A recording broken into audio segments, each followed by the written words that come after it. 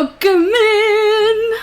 Oh, thank you for the gift sub to Colleen. Thank you. How is everybody?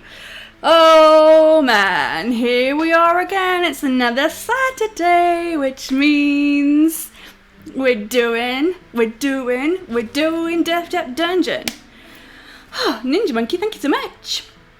Absolutely gorgeous. I'm feeling quite gorgeous today, actually. I have double washed my hair and straightened it. It's looking sharp.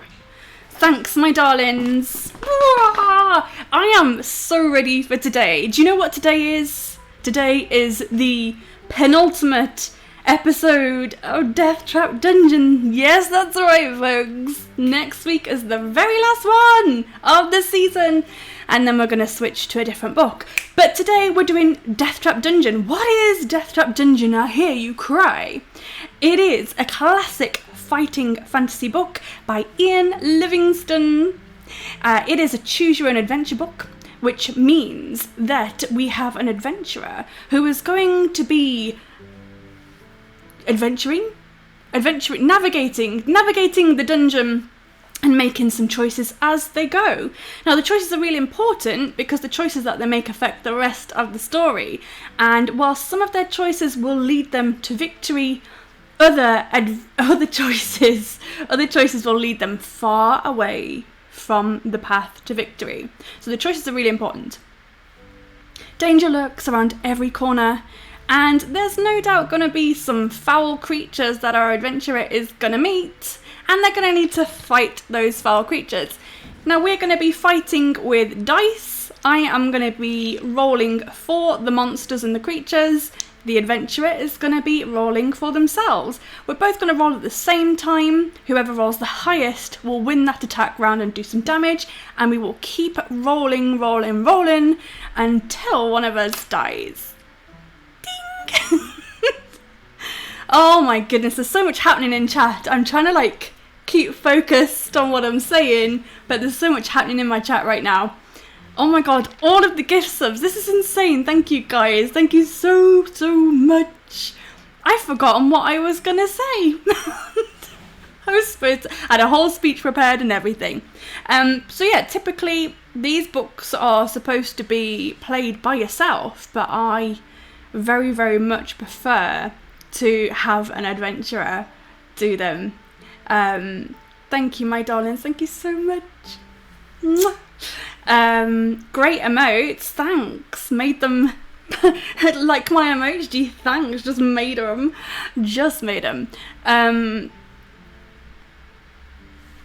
Aha, that's what I was gonna say. Aha. I have applied some video game rules to this very simple book, because why not? Our adventurer is undoubtedly going to die in many different ways. So I've given them many lives. I've given them 3 lives, actually. And the audience can always grant them a 4th bonus life if they wish. I'm going to time each attempt as well. And if they stay in longer than 2 hours, 41 minutes and 4 seconds, they will hit the top of the leaderboard. Even better if they can make it out. Is someone going to make it out this week? Is someone going to make it out? I bloody hope so. I feel like I've waffled on. Waffle. What else am I supposed to say here? Oh, that if they get out, they win the book. If they get out there. What joy you point? I'm very pointy today. Gesticulating all over the place. Waffles? Does someone say waffles? Yes, me. I think that I have waffled on. So let's just check that my adventurer is awake and ready. Adventurer is awake and ready. Let's meet the adventurer! Hi! Hello. Please introduce yourself, adventurer. I am Ninja Monkey. As most people like to say, I am a variety streamer, but really I am an actor without a stage and a content creator. And as in, I've been doing the video and graphic stuff for 20 years, and this is where I do it because everything's closed. Everything is closed. Oh, and man. I have 3 cats. You may see a visitor at some point in the stream. We'll see if someone requests entry into into the play space. Oh my god, I'm so excited. We already like you, yes. Hello, Ninja Monkey, you have cats. We already like you, yes, we do. We do like Ninja Monkey very, very much indeed. No, Vicky won't mind at all if we get a furry visitor at all. Cool. Have you ever played Fighting Fantasy ever? I caught snippets of Dr. Ram's stream the one time. I deliberately ducked out once we kind of had that quick back and forth, like, I'd love to jump in, and you're like, yeah, and then I was like, you know what? I'm gonna duck out. Yeah, no spoilers. No spoilers. No spoilers. I'm gonna pick up a couple of tips. That's fine. But gonna kind of go in and blind here. So that's Awesome. kind of awesome. But you've never done a Fighting Fantasy adventure yourself? No. Totally new person to Fighting Fantasy. Love introducing new people to this amazing thing. So it was like really popular back in the 80s. But it seems like everyone's forgotten about it, and it's having kind of a resurgence now, thankfully. Dana is in here, Colleen's in here, we've got Cypress Orias, Casey Jones. So we've got all of our regulars in here, and we've got a couple of dead adventurers as well, so a couple of ghosts.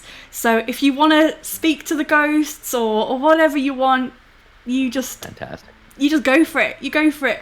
Okay. Keep going west. Yes, exactly. Everybody just wants you to go west. Just go west. Go west. All right. Always west. Always west, apparently. So far, no one's made it out. How confident are you feeling today, Ninja Monkey?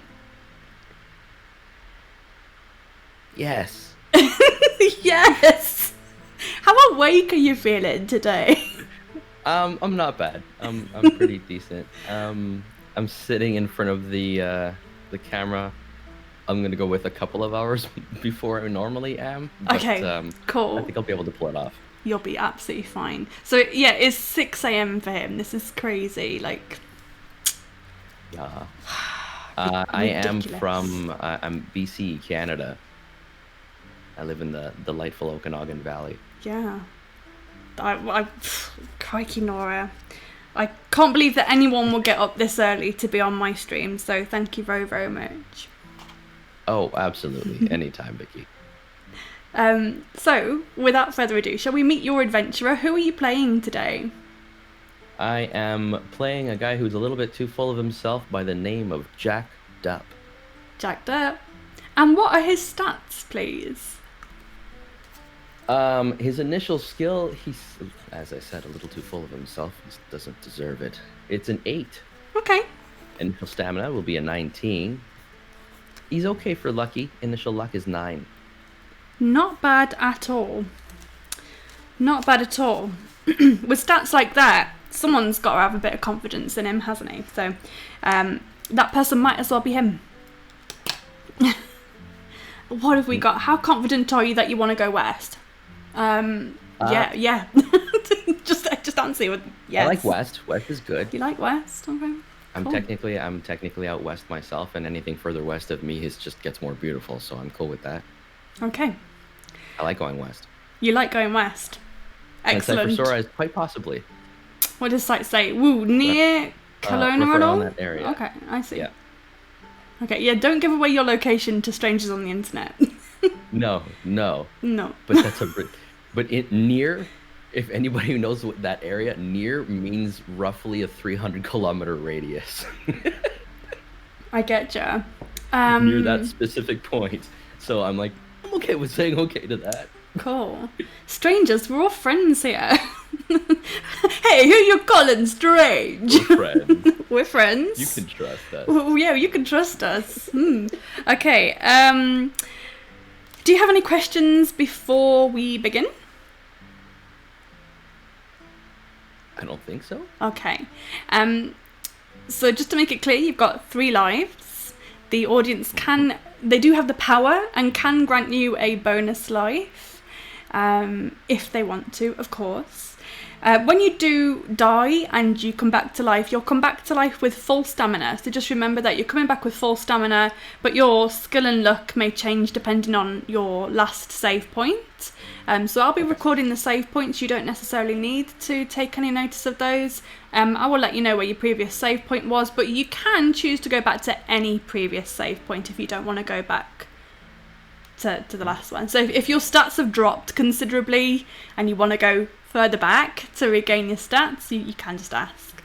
I like that. I don't know what else to say really. It's kind of just a learn as you go process. It's going to be super easy, super nice. Interact with the chat as much as you want to, and if you need a break, just ask. The streams have been significantly longer the past couple of weeks because people have been just surviving longer, I guess. If you beat the top time, I will send you a physical copy of the book, and if you get out, I will send you a physical copy of the book and a certificate and maybe some little goodies as well, because I've just made a little bit of merch for anyone who gets out of the dungeon, so I might send some of that your way. I really want someone to make it out. I'm desperate for someone to make it out. But I am just rambling. I don't know what's going on with me. I am rambling and rambling and rambling. I think we should start. Sure. Okay. It's your stream, Vicky. It's my stream. I think my brain is wherever it was yesterday. It's still there. Okay, you start your adventure with a bare minimum of equipment, but you may find or buy other items as you go. You're armed with a sword, a shield, and you're dressed in leather armour. You have a backpack to hold your provisions and any treasures you come across, and in addition, you can take a magical potion with you on your quest. Choose wisely, because you can only take one with you and they're only suitable for one use. So you get one dose of potion. You can take a potion of skill, which will restore all of your skill points. You can take a potion of strength, which will restore all of your stamina points. You can take a potion of fortune, which will restore all of your luck points and add 1 to the initial. So which potion would you like to take with you?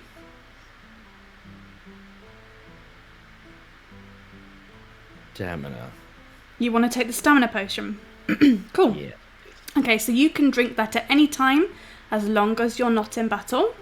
I also always forget to tell people about their provisions. So you should have 10 provisions. They restore 4 stamina points each, and you can take those again at any time you want, as long as you're not in battle. Okay. So there is only one true way through Deathtrap Dungeon, and it may take you several attempts to find it. You must make notes and draw a map as you go. It will be invaluable. I briefly saw that weird message. Let's get rid of that. Thank you very much. Not all areas will contain treasure. Many merely contain traps and creatures which will no doubt fall foul of.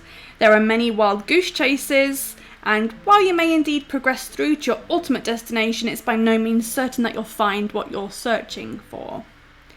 Okay, so you got everything that you need to make a map? I do, yes. Cool. For a moment there, I thought I'd lost it because the cats discovered my pencil overnight. And I had a bit of a panic. That's why it took me a moment to actually answer your call earlier. I was trying to find the pencil. It's and absolutely cursing the cats. fine. Don't worry at all. Don't curse those sweet, sweet fur babies. Also, basically just shaking my fist in the air. Gosh darn it. I'm going to be giving you some page numbers as well. So as we go through, I'll be telling you which page to return into. I tend not to keep a note of that for me, but if you could keep a note of that for you, that would be really handy. Sometimes I get distracted by chat and might need reminding what page we're going to. So if you can note that down on your map as well, that would be awesome. But yes, definitely keep notes. There is only one true way through Deathtrap Dungeon, and it involves a minimum of risk, and any player, no matter how weak on their dice rolls, should be able to make it through fairly easily. So may the luck of the gods go with you on your adventure ahead, and may your stamina never fail. I have seen you come in. As long as it's not in the cat, that's fine. Hi, Colfridge. Yes, I did see you come in. Hi, welcome. I'm not ignoring anybody. I'm just trying to keep things moving. Okay, so let us continue on with some background info as to how you came to be at Deathtrap Dungeon. So having seen one of Baron Sukhumvit's challenges nailed to a tree, you decide that this year you are going to attempt the walk. For the last 5 years, you've been attracted to it not for the reward but for the simple fact that no one has ever emerged victorious from the labyrinth. You intend to make this the year in which a champion is crowned. Gathering up a few belongings, you set off immediately. 2 days' walk takes you west to the coast where you enter the cursed Port Blacksand. Wasting no time in that city of thieves, you buy your passage on a small boat, sailing north to where the river meets the sea, and from there you travel upriver for 4 days, finally arriving in Fang. The trial begins in 3 days' time, and the town is in an almost hysterical mood of excitement. You register your entry with the officials and are given a violet scarf to tie around your arm, informing everyone of your status. For 3 days you enjoy Fang's greatest hospitality and are treated like a demigod. During the long merriment you almost forget your purpose in Fang, but the evening before the trial the magnitude of the task ahead begins to dominate your thoughts. Later you're taken to a special guest house and shown to your room. There is a splendid 4-poster bed with satin sheets to help you rest, but there is little time left for sleep. Just before dawn, a trumpet call awakens you from vivid dreams of flaming pits and giant black spiders. Minutes later there is a knock on your door and a man's voice rings out saying, "Your challenge begins soon. Please be ready to leave in 10 minutes. You climb out of bed and walk over to the window, opening the shutters. Already people are thronging the streets, moving quietly through the morning mist, spectators on their way to the labyrinth, trying to get a good vantage point from which to watch the competitors. You turn away and walk over to a wooden table on which your trusty sword lies. You pick it up and cut the air with a mighty sweep, wondering what beasts its sharp edge may soon have to meet. Then you open the door into the corridor. A small man greets you with a low bow as you emerge from your bedroom. "Please, follow me," he says. He turns to his left and walks quickly towards the stairs at the end of the corridor.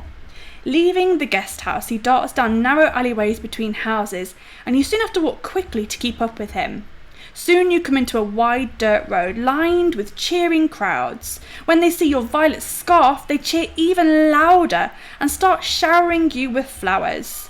The long shadows cast by the people in front of you shrink as the bright yellow sun rises higher in the morning sky. Standing there in front of the noisy and vibrant crowd, you feel strangely alone, aware of your coming ordeal. Suddenly, you feel a tug on your shirt, and you see your small guide eagerly beckoning you to follow him. Ahead you see the looming hillside and the dark mouth of a tunnel disappearing into its inner depths. As you get closer you notice 2 great stone pillars on either side of the tunnel entrance. The pillars are covered with ornate carvings. Writhing serpents, demons, deities, each one seeming to scream a silent warning to those who would pass beyond them. You see Baron Sukhumvit himself standing by the entrance waiting to greet the contenders in the trial of champions. You count 5 others standing proudly in line, their violet scarves displayed for all to see. There are 2 bare-chested barbarians dressed in furs. They stand completely motionless, legs straight and slightly apart, arms thrust forward to rest on the hilts of their long double-headed battle axes. A sleek elven woman with golden hair and feline green eyes is adjusting the crossbelt of daggers wrapped around her leather tunic. Of the 2 remaining men, one is covered from head to foot in plate armour, with a plumed helmet and a crested shield. The other is cloaked in black robes, only his dark eyes shone between the swathes of his black face scarves. Long knives and other silent death weapons hang from his belt. The 5 contenders acknowledge your arrival with almost imperceptible nods of the head, and you turn to face the exultant crowd one last time. Suddenly a hush falls over the crowd as the Baron steps forward holding 6 bamboo sticks. You draw one from his outstretched hand and read the word 5th. Now the trial begins. The knight goes first. He salutes the crowd before disappearing into the tunnel and is followed half an hour later by the elf. Next goes one of the barbarians and then the dark assassin, and now it is your turn to salute the crowd. Holding your violet scarf aloft, you take one final deep breath of cool fresh air before turning to pass between the stone-pillared gateway into Sukhumvit's corridors of power to face unknown perils in Deathtrap Dungeon. Dun dun dun. Welcome in, everybody. Welcome, Shaolin. How are you doing today? I think I've just about recovered from the very cringy death you gave me earlier.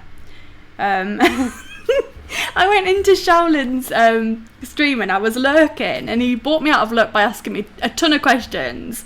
And he's asking me what sort of stuff I stream now that Twitch Sings is over. And I mentioned Fighting Fantasy. He's like, what the heck is Fighting Fantasy? I said, well, you'd have to check it out. I'm not going to explain it. So I sent him a link to my YouTube channel, thinking, he'll watch that off stream. He'll do it in his own time, check it out in his own time. No! He watched it live on stream and I was like, oh God, no! I was literally like, no! Literally head in hands, like, stop, what are you doing? I was like, just stop it. Is there no music? There is music. There should be music. But yes, I've just about recovered from that, Shaolin, so thanks for coming and checking it out. Oh, Crimea, yes, how was the doctor? You're back from the doctors, you need to take some vitamins. Oh yeah, Shaolin, that was cringeworthy. But anyhow, you're here, so thank you for coming to check it out. Okie dokie, are you ready to head into the dungeon? Yes. Okay. I have a timer, but I'm not going to start it just yet. I'm going to start it at a very specific time, when you have to do make your very first choice. Are we ready for this, everybody? Have we got ninjas back? Are we going to help him get through the dungeon? We are, aren't we? We're going to do it. We're going to get him out. Okay, here we go. You are ready. Everyone's ready. Tiny Little Grimm's ready. The clamour of the excited spectators gradually fades behind you as you venture deeper into the gloom of the cavern tunnel. Large crystals hang from the tunnel roof at 20-metre intervals, radiating a soft light, just enough for you to see your way. As your eyes gradually become accustomed to the near darkness, you begin to see movement all around. Spiders and beetles crawling up and down the chiselled walls disappear quickly into cracks and crevices as they sense your approach. Rats and mice scurry along the floor ahead of you. Droplets of water drip into small pools with an eerie plopping sound which echoes down the tunnel. The air is cold, moist and dank. After minutes walking slowly along the tunnel, you arrive at a stone table standing against the wall to your left. On it there are 6 boxes. One has your name, Deathtrap, painted on its lid. Do you wish to open the box, or would you rather leave it and continue walking north? I'm going to start the timer there. Let's open the box. He's going to open the box, guys. We're going to turn to page 270. The lid of the box lifts off easily, and inside you find 2 gold pieces and a note written on a small piece of parchment which is addressed to you. After placing the gold in your pocket, you read the message. How much gold was that? It's 2 gold pieces. Okay. The message says, well done. At least you have the sense to stop and take advantage of the token aid given to you. Now I can advise you that you'll need to find and use several items in the hopes of passing triumphantly through my Deathtrap Dungeon. Signed, Succumbit. Memorising the advice on the note, you tear it into tiny pieces and you continue north along the tunnel, turning to page 66.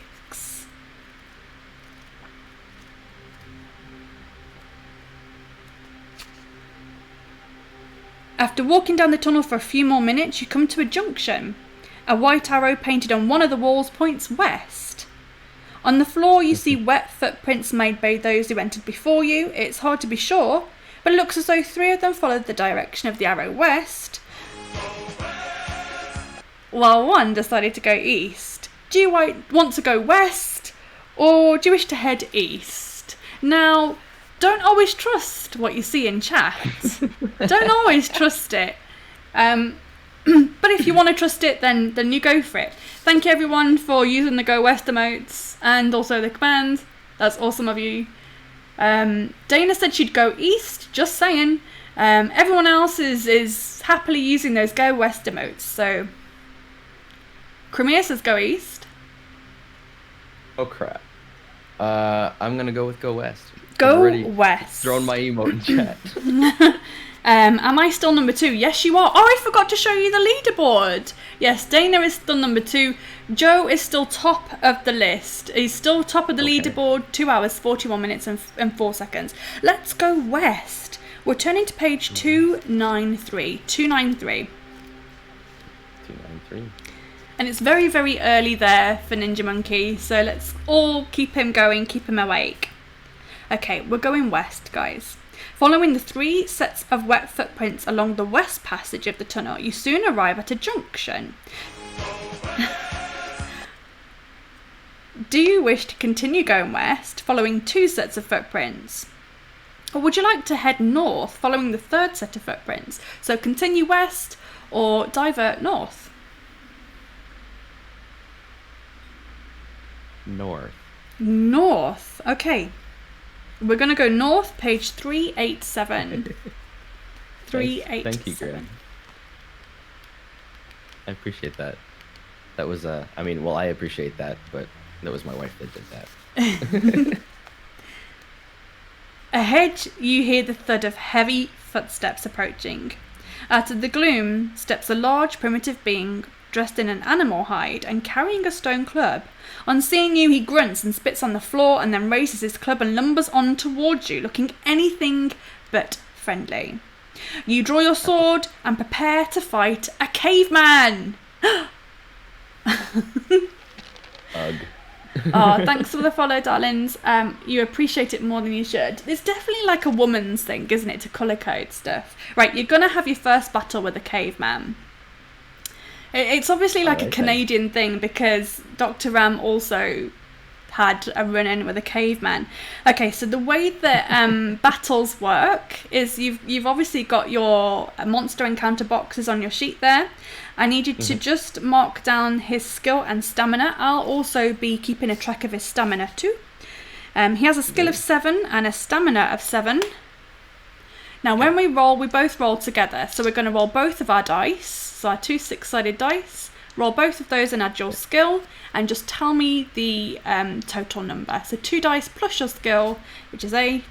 And tell me the total number. Whoever has the highest will deal some damage. So if you roll higher than me, you'll deal 2 damage to the caveman.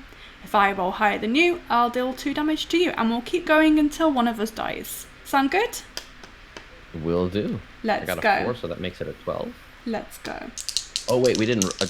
you said roll at the same time. Roll both dice. Yeah, at the same time.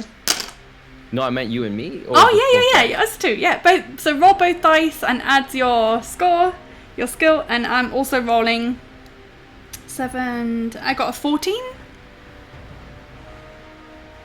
Okay, I'm gonna reroll.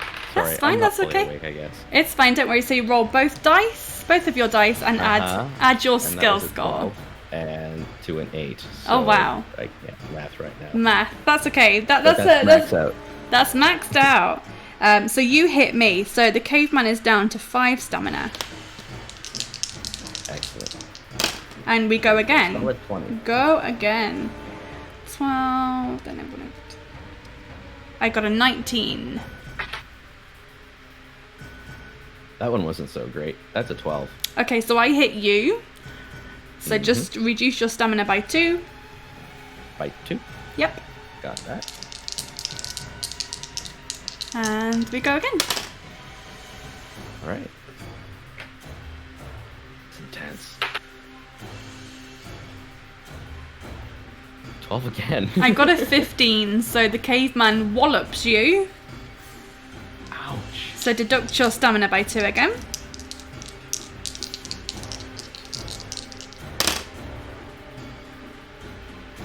Somebody blow on the dice.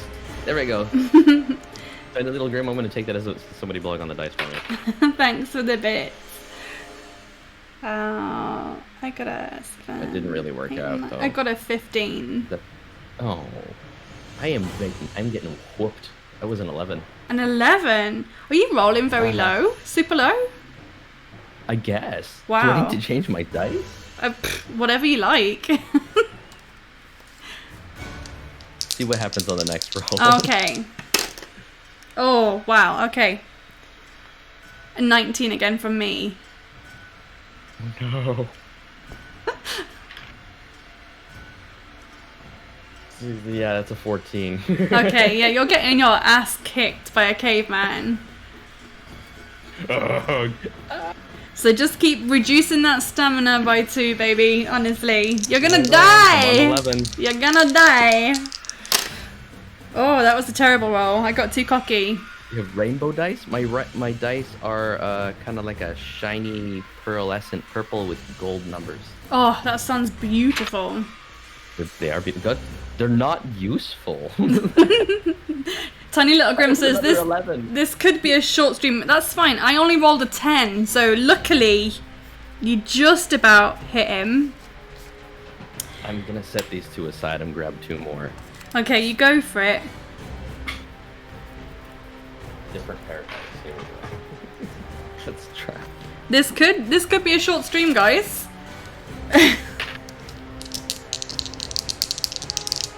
We'll see. We'll see. Different dice this time. Okay, roll again. Yeah, keep going until one of us dies. That's so much better. That's 18. I got a 14, so you kick him. Kick him in the knees. In the knees. Okay, that's in the much knees. nicer. Kick him in the knees. So hard. Okay, so he's down to 1 health, so you only need to hit him one more time and he's a goner. Excellent.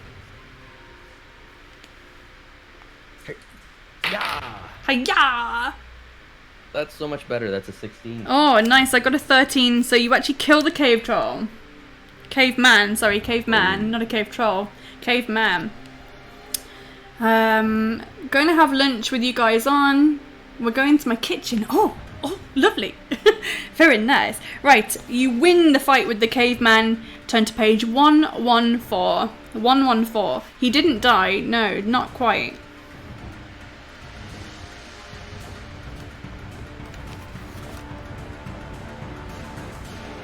Okay, the caveman is wearing a leather wristband with 4 small rat skulls hanging from it.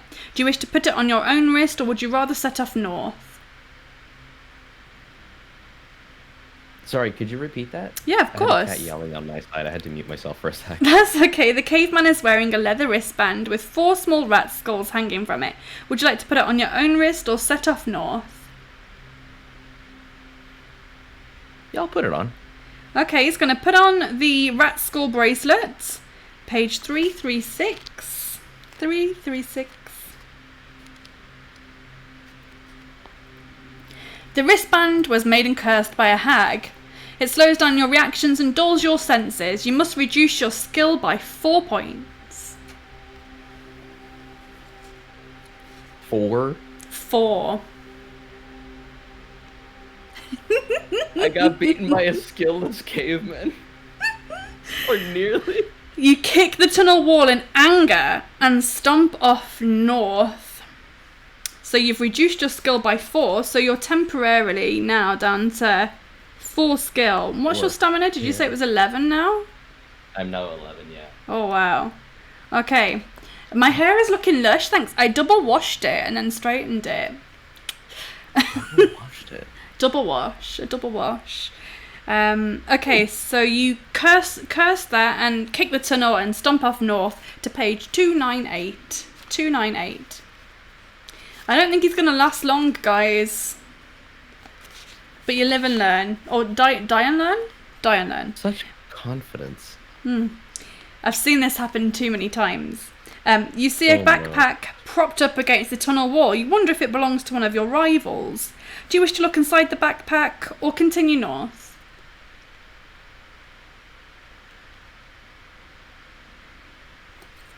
I can't help it. I have to open packages when I'm in a dungeon. Okay, yep. It must be a Canadian thing. 304. There is a single gold piece lying in the bottom of the backpack. As you reach for it, you suddenly feel a light tickling movement on the back of your hand. You withdraw your hand slowly, trying to control your mounting panic, and are horrified to see a black widow spider. Before you can shake it off, it sinks its poisonous fangs deep into your wrist. You must lose 6 stamina points.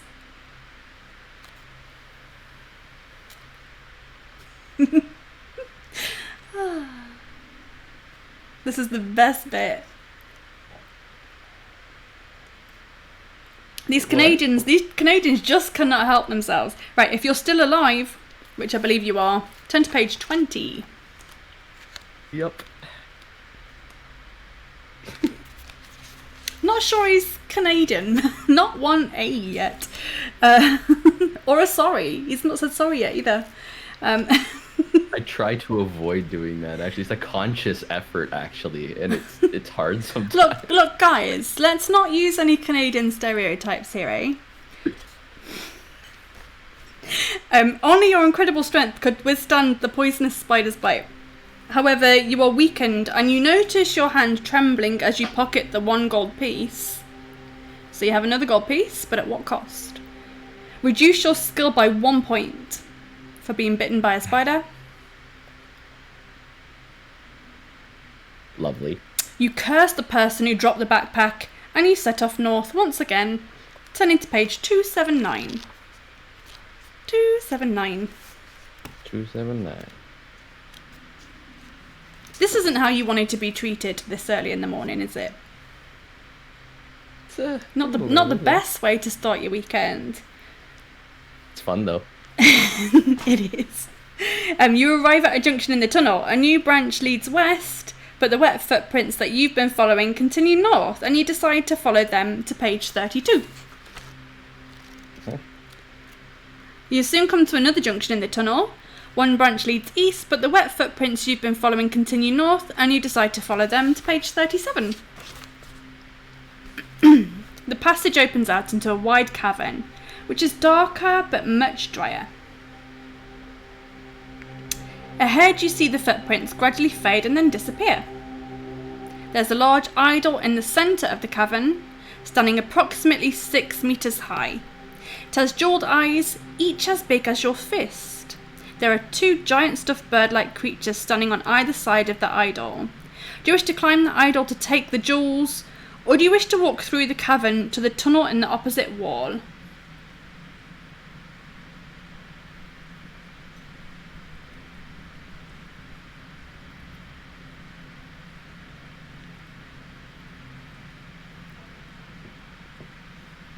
I'm taking it. You taking It it? took me a second. I was like, shit, yeah, I'm taking it. Okay. Let's see. Take the jewels! Take them! Oh, jeez.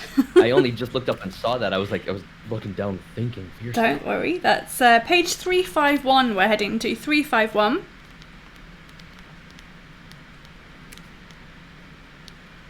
Right on. The idol is very smooth. It'll be difficult to climb. Do you have a rope? Not yet. Not yet. If you do not have a rope, turn to page 186. Slowly and carefully you begin to climb the idol. You're about to grab hold of its large ear when suddenly your foot slips. Test your luck. Okay, so on a luck test, every time you use luck, you lose luck. So you're currently on 9. If you use your luck here, which it's forcing you to, you'll go down to 8 luck. Roll both dice. The number to be lucky needs to be equal to or less than 9. Okay. Right on. That's a 7. Okay, so you are lucky, but you now need to reduce your luck down to 8. He's lucky, guys. If you're lucky, turn to page 260. He's lucky. 260. 260. You just managed to grab the idol's earlobe and regain your footing. You scramble over its face and sit down on the bridge of its nose. You draw your sword out and consider which jeweled eye to prize at first. Do you want to prize at the left eye or the right eye?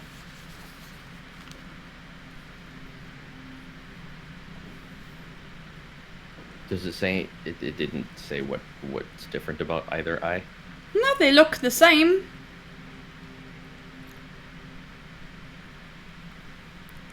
They look the same.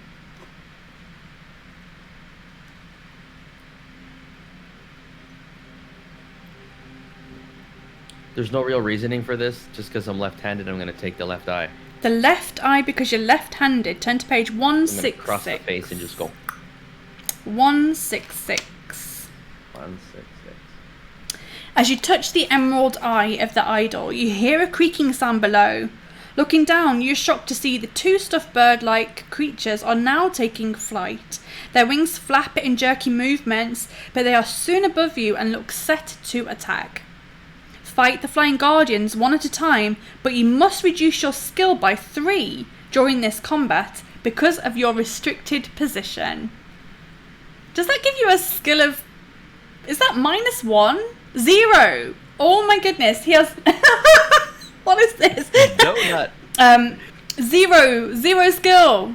0 skill. No one's ever attempted this on 0 skill. Fun.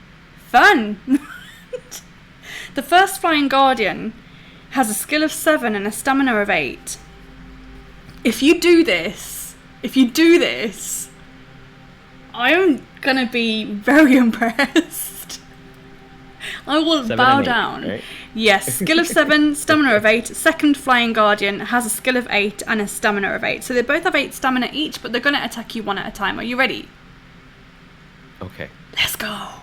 A skill of 0, so he's just operating on dice rolls, guys. That's it, just the dice roll. I want to see Vicky bow down. I've never bowed to anybody. Never. Okay, so that was a 6? I got a 12. Ow. Reduce your stamina, please. It's by 1 or Reduce by 2? your stamina by 2. You can use luck to reduce it if you want to, but remember, every time you use luck, you lose luck. Right. And if you're unlucky, you'll take a hit of 3. If you're lucky, you'll take 1 damage. If you're unlucky, you'll take 3. Okay.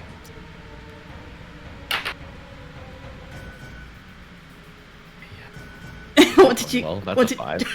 Okay, that's lucky. That's fine. Because your luck is 8, right? Were you using luck? Yeah. No. No, okay, so that's just your attack roll. Yeah, no, you've lost. I got double 6s.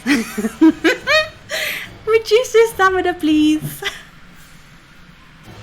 Winning even 1 round would be a huge achievement. Yes, it would.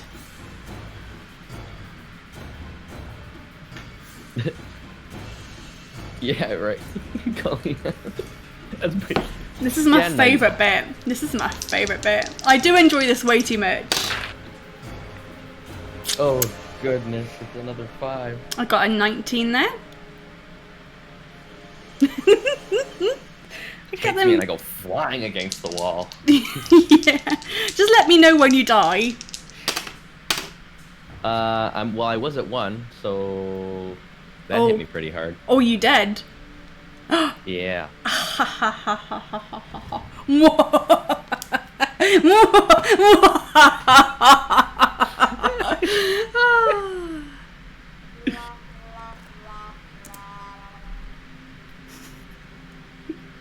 Yeah. First death. He tried though, guys. We've got to give it to him. He tried. 1 life. He tried. He tried so hard. He made it to 20 minutes. Attempt 1. 20 minutes and 16 seconds. Not bad. And he died by birds. Bird attack. Turns around and runs away. Was a bit scary. She's a bit creepy when she gets that way. Don't know what you mean. Don't know what you're on about. Right, let's reset the timer. We're going to go back to the very beginning because you didn't reach a save point. Okay. Okay, so the very beginning. Yes, try again. I need a bit of lip balm. My lips are like, it's winter, so my lips are not doing very well with the cold weather. So just bear with me. Just bear with me while I apply my lip balm. No problem. This is the first time for me in quite some time where I've lived somewhere that's not ridiculously dry.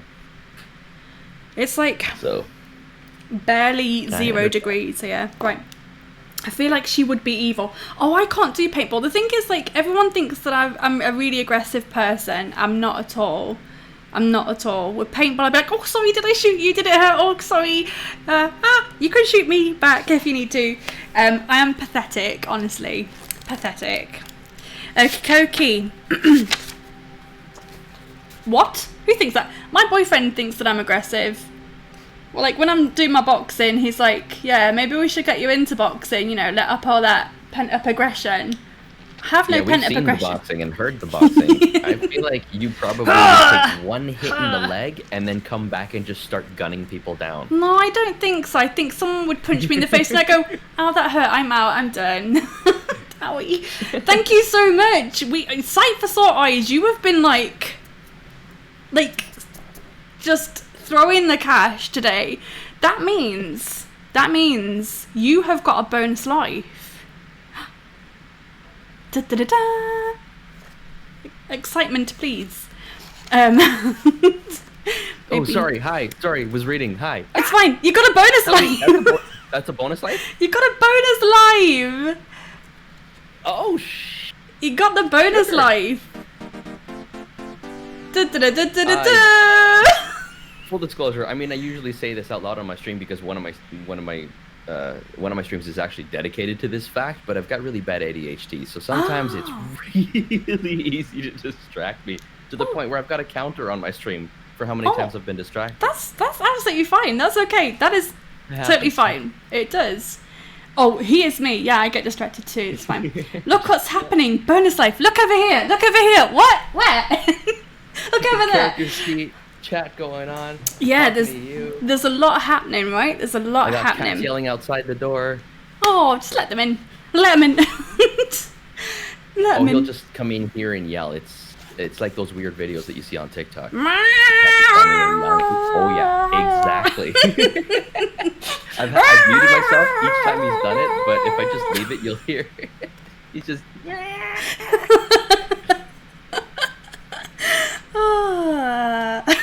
Don't clip that. That's ridiculous.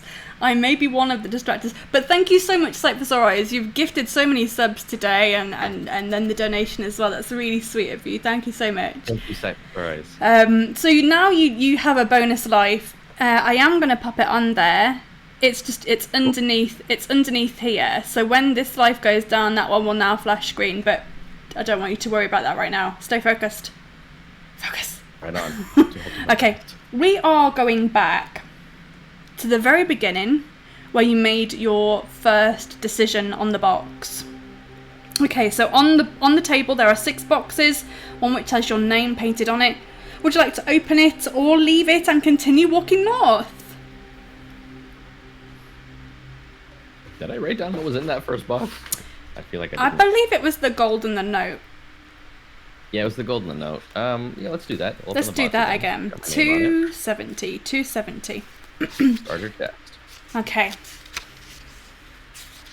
So everyone usually does fuck up their first life, so don't worry about it too much. That was a lot of fun for me. That's fair. The lid of the box lifts off easily, and inside you find 2 gold pieces and a note written on a small piece of parchment addressed to you. After placing the gold in your pocket, you read the message which says, "Well done, at least you have the sense to stop and take advantage of the token aid given to you. Now I can advise that you'll need to find and use several items if you hope to pass triumphantly through Deathtrap Dungeon. Signed, Succumbit." You memorise the advice on the note, tear it into tiny pieces and continue walking north along the tunnel to page 66. North to 66. After walking down the tunnel for a few minutes, you come to a junction. A white arrow painted on one wall points west. On the floor you can see wet footprints made by those who entered before you. It's hard to be sure, but it looks as though 3 of them followed the direction of the arrow west, while 1 decided to go east. Would you like to go west, like you did before, or would you like to try the other direction, east? Yeah, let's go east this time. Go east this time, to page 119.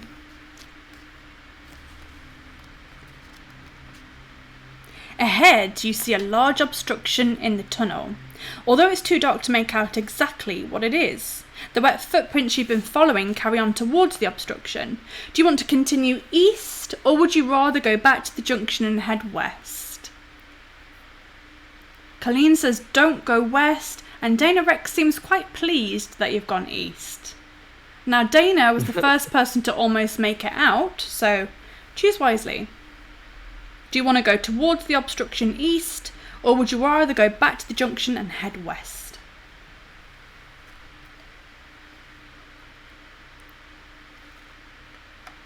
towards the obstruction. Let's see what it is. Towards the obstruction. Page 56. Just moving my drinks around. 56.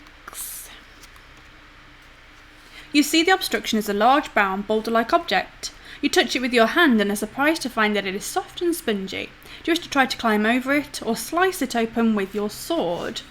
By the way, because you've respawned, just remember you've come back with all of your stats as they were at the very beginning. So full skill, full stamina, and full luck. Okay, so this is something slightly embarrassing. I may have actually typed over my initials. Oh, that's okay. Your initial you had them skill, written down, right? your initial skill was 8, your stamina was 19, and your luck was 9. Oh, it's good I didn't go off memory there. Yeah. I give myself a lot less stamina. Yeah. Cool. Cool. Thank So, you. do you want to climb over the spongy object or try to slice it open with your sword? It's spongy.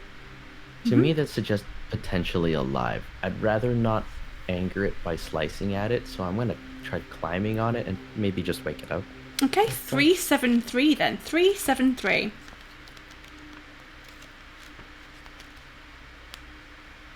You clamber onto the soft boulder, half expecting to be engulfed by it at any moment, but getting over it is quite difficult and your limbs sink into its soft casing, but eventually you manage to struggle over it.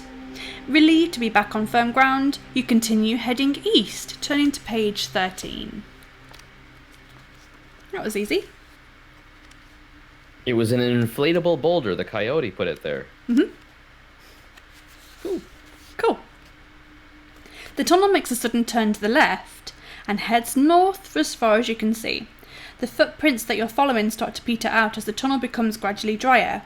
Soon you're beyond the dripping roof and the pools on the floor, and you notice the air becoming hotter.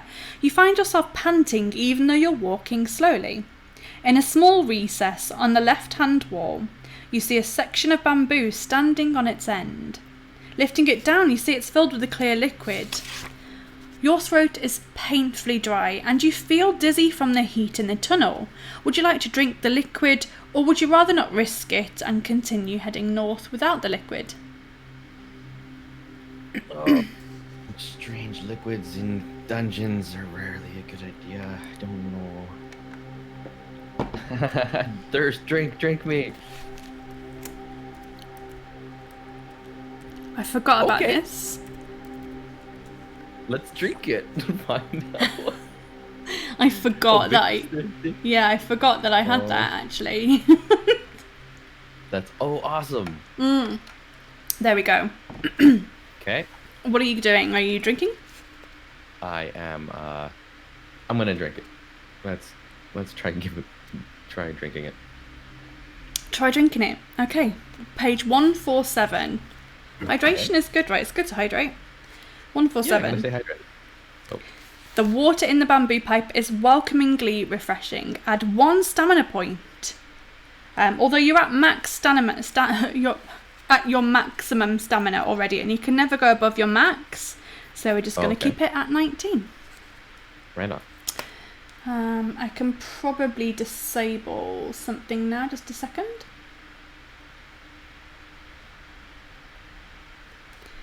Okay, it also contains a magical solution which enables you to be exposed to melting point temperatures without any harm. You discard the bamboo and set off north again in good spirits to page 182. 182. Okay. So far, so good.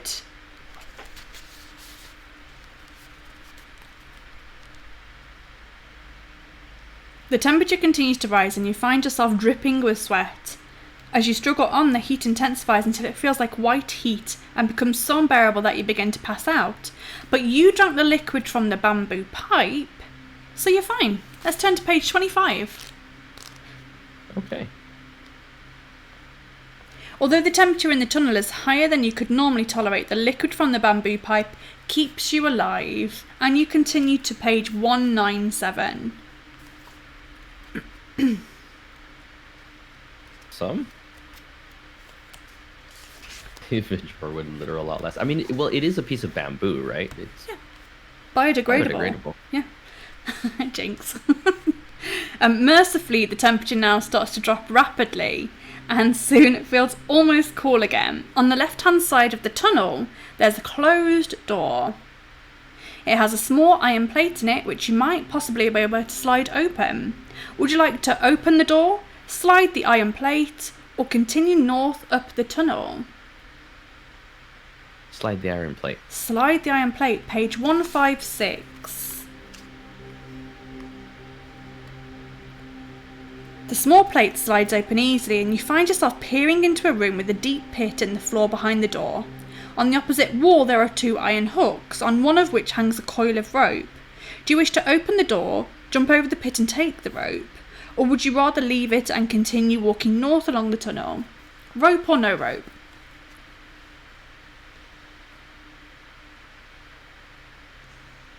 I'll take it. Take the rope. Okay, page 208. The door swings open into the room. You step back and jump over the pit. You put the rope into your backpack and jump back over the pit and leave the room and head north. So you now have some rope. Yeah. And we're going to page 326.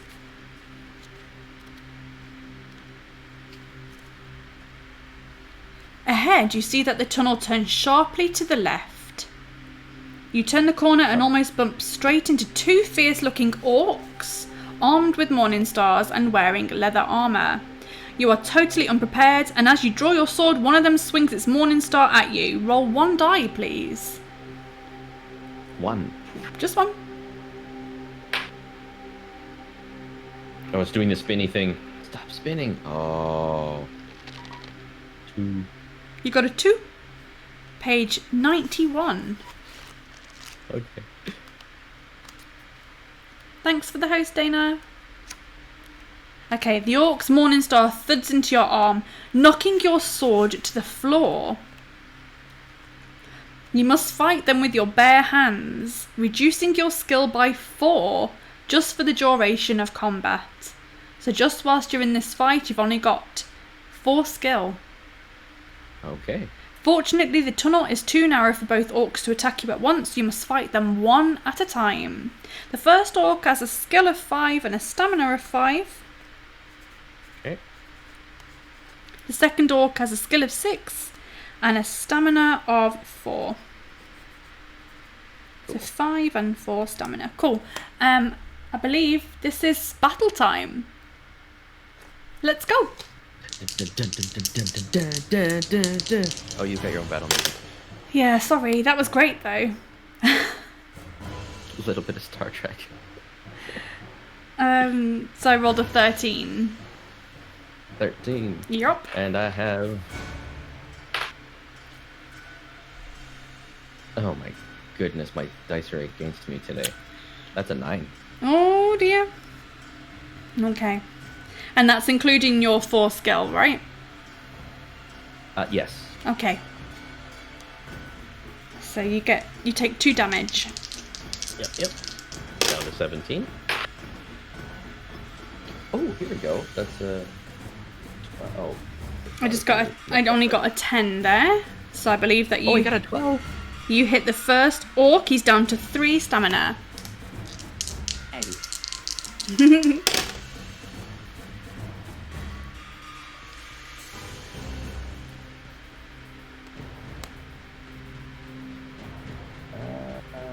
9. I got a 13. Oh, shoot. You'll be fine, honestly. You'll be fine. Orcs. Orcs. Fisticuffs with orcs.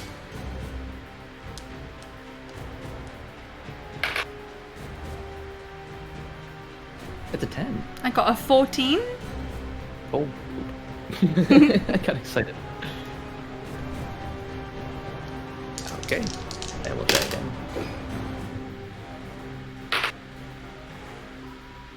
Ooh, 13. I got an 11.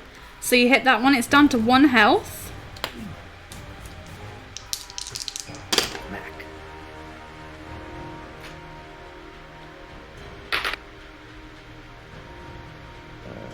12. I only got a 9, so that one is dead. So now the other orc steps up and is like, "You killed my sister!" So... That was your sister, dude? Yeah, but he's not listening. He's just charging forward, mate. So he's got a 16 there. 16. He's Yeah. pissed. He is pissed. That's a 12, so he hits me pretty hard. Yeah, he does. He wallops you. Nice impression of an orc there. Thank you. You're welcome.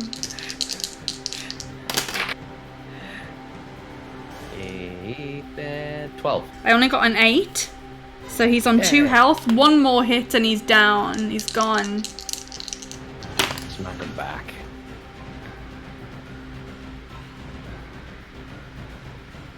$16. I got a 12. Hey. He's gone. He's dead. Pop. Tina and Turner are gone. If you win, turn to page 257. 257. Yeah, we've played it that much that people have started naming everything. But Tina and Turner. Anytime there's a pair of something, it's always Tina and Turner. For some reason. Okay, 257. Inside one of the orc's pockets, you find 1 gold piece and a hollow wooden tube. You put both of your findings in your backpack and you set off west. So you've now got 1 more gold piece and a hollow wooden tube. We're going to continue west, turning to page 164. Tube 164. We're going west. West, yeah. Right on. As you walk along, droplets of water again start falling from the tunnel ceiling. You see wet footprints made by the same boots that you were following earlier, and they are heading west. The footprints lead to a closed iron door on the right-hand wall of the tunnel, but they don't seem to go any further. Do you wish to open the door or keep going west? Thanks for the alert, Colleen. So open the door. Open the door. Awesome. 299. Yeah. Open that door. 299. The door opens into a large chamber where you're shocked to see one of your rivals who has obviously met a sudden gory death. It's one of the barbarians, and he is impaled on several long iron spikes which are fixed to a frame that has sprung out of the floor. A lot of rubbish and debris litters the floor, concealing a hidden tripwire, which he must have stepped on and released a spiked frame. In the far wall is an alcove in which you see a silver goblet standing on a small wooden table. Do you want to walk over and search the barbarian, walk towards the alcove, or close the door, pretend you saw nothing, and continue west?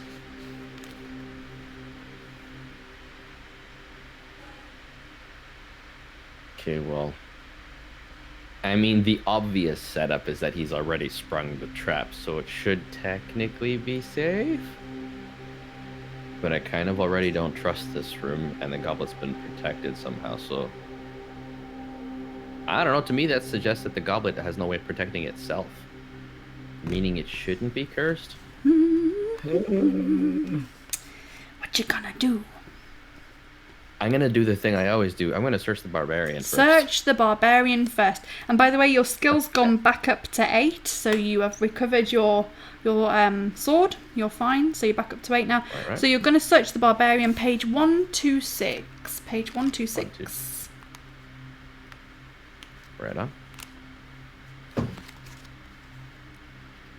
The pouch on the barbarian's belt is empty, apart from some strange-looking dried meat, which is wrapped in a cloth. Do you want to eat the meat, leave the meat and walk over to the alcove, or leave the chamber and head west? Dana does take everything she can find. Yeah, and I do too, Dana. I'm with you on that. I have to search all the things and grab all the things, and sometimes I pay for it. We've seen that now. But everything's working out so far. So eat it. Eat the meat, 226. Yep. It also has the receipt from a deli counter. You're probably not wrong. Eat the meat, page 226.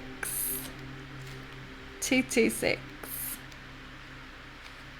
The meat contains herbs which increase your strength. Add 3 to your stamina score. I was hoping for that. Yay! I was so hoping for that. You may now either walk over to the alcove or leave the chamber and head west. Are you distracted by Cat? He just knocked a frame off the shelf just He's because like, he felt like it. Daddy, look at me. Basically, he almost was kind of looking up at me like, smash. Hey, I'm over here. Yeah. So you have 3 stamina is 14. Nice. So you have 3 stamina extra. You can now walk over to inspect the alcove or leave the chamber. Kitty cat! There he is. Eee! I know what you want to do. I can read his body language from here. He wants to jump up on top of that shelf, which means he's going to try destroying all the breakable trinkets across the top of the shelf. He's already broken one of them. Uh-ohs. Little sculpture I made. Hey, what do you want to do? Let's face this way instead. Oh my goodness. Hi. Hi. Oh. Oh my goodness. Oh, hello. He's tough to see. He's a void chunk. Look at him. Oh yeah. Oh. He's an itty bitty little void. He's the small little dude. Oh, he's beautiful. Oh. And he's like a rag. He must have like ragdoll in him or something, because you can manhandle the heck out of this guy and he just doesn't really care. Oh my god, that's perfect. Oh He's my. delightful. Oh. What's his name, please? Decimal. Decimal. Oh my He god. likes to curl up when he sleeps. Oh my god, he's so cute. Okay, you just Actually, gotta lately hold him for the rest of the stream, please. Okie dokie. You're staying here, buddy. That's it. It's been decided. It's been decided. Okay, he wants to go. That's fine. Okay, so the choices are walk over and inspect the alcove, or leave the chamber and continue west. Let's inspect the alcove. Inspect the alcove, page 41. That was delightful. Thank you so much. You're welcome. Stuck in my face now. You walk slowly over to the alcove, carefully checking the floor for any more hidden traps. You see that the goblet contains a sparkling red liquid. Do you want to drink it? Do you want to leave the goblet and walk back over to search the barbarian, but you've done that already? So your only option really is to drink the red liquid or leave the chamber and continue west.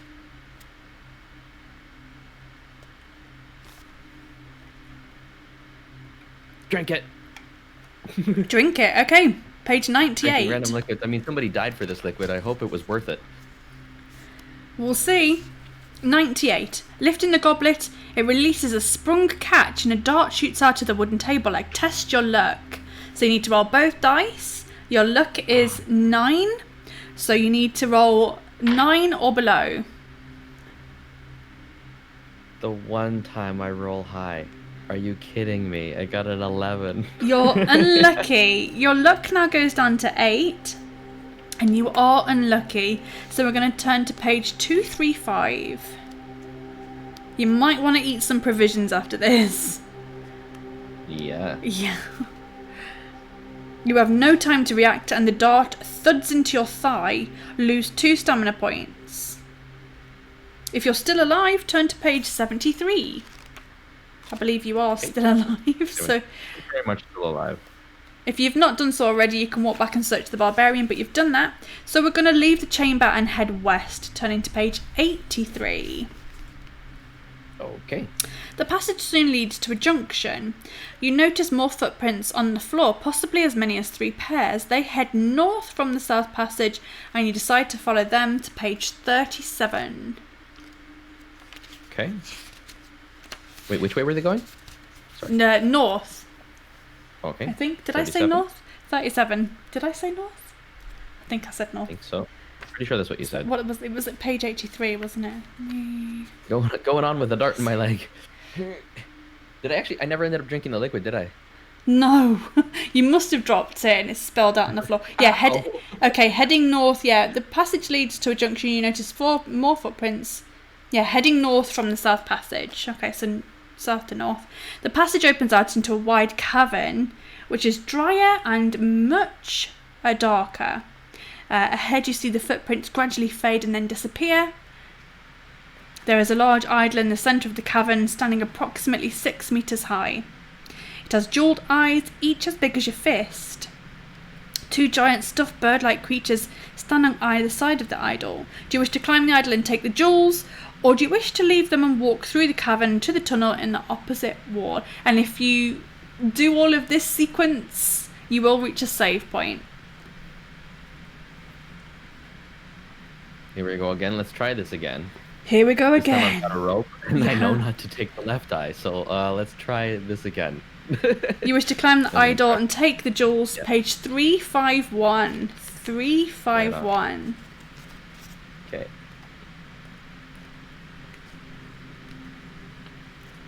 The idol is very smooth. It will be difficult to climb. Do you have a rope this time? C. C. Page 396.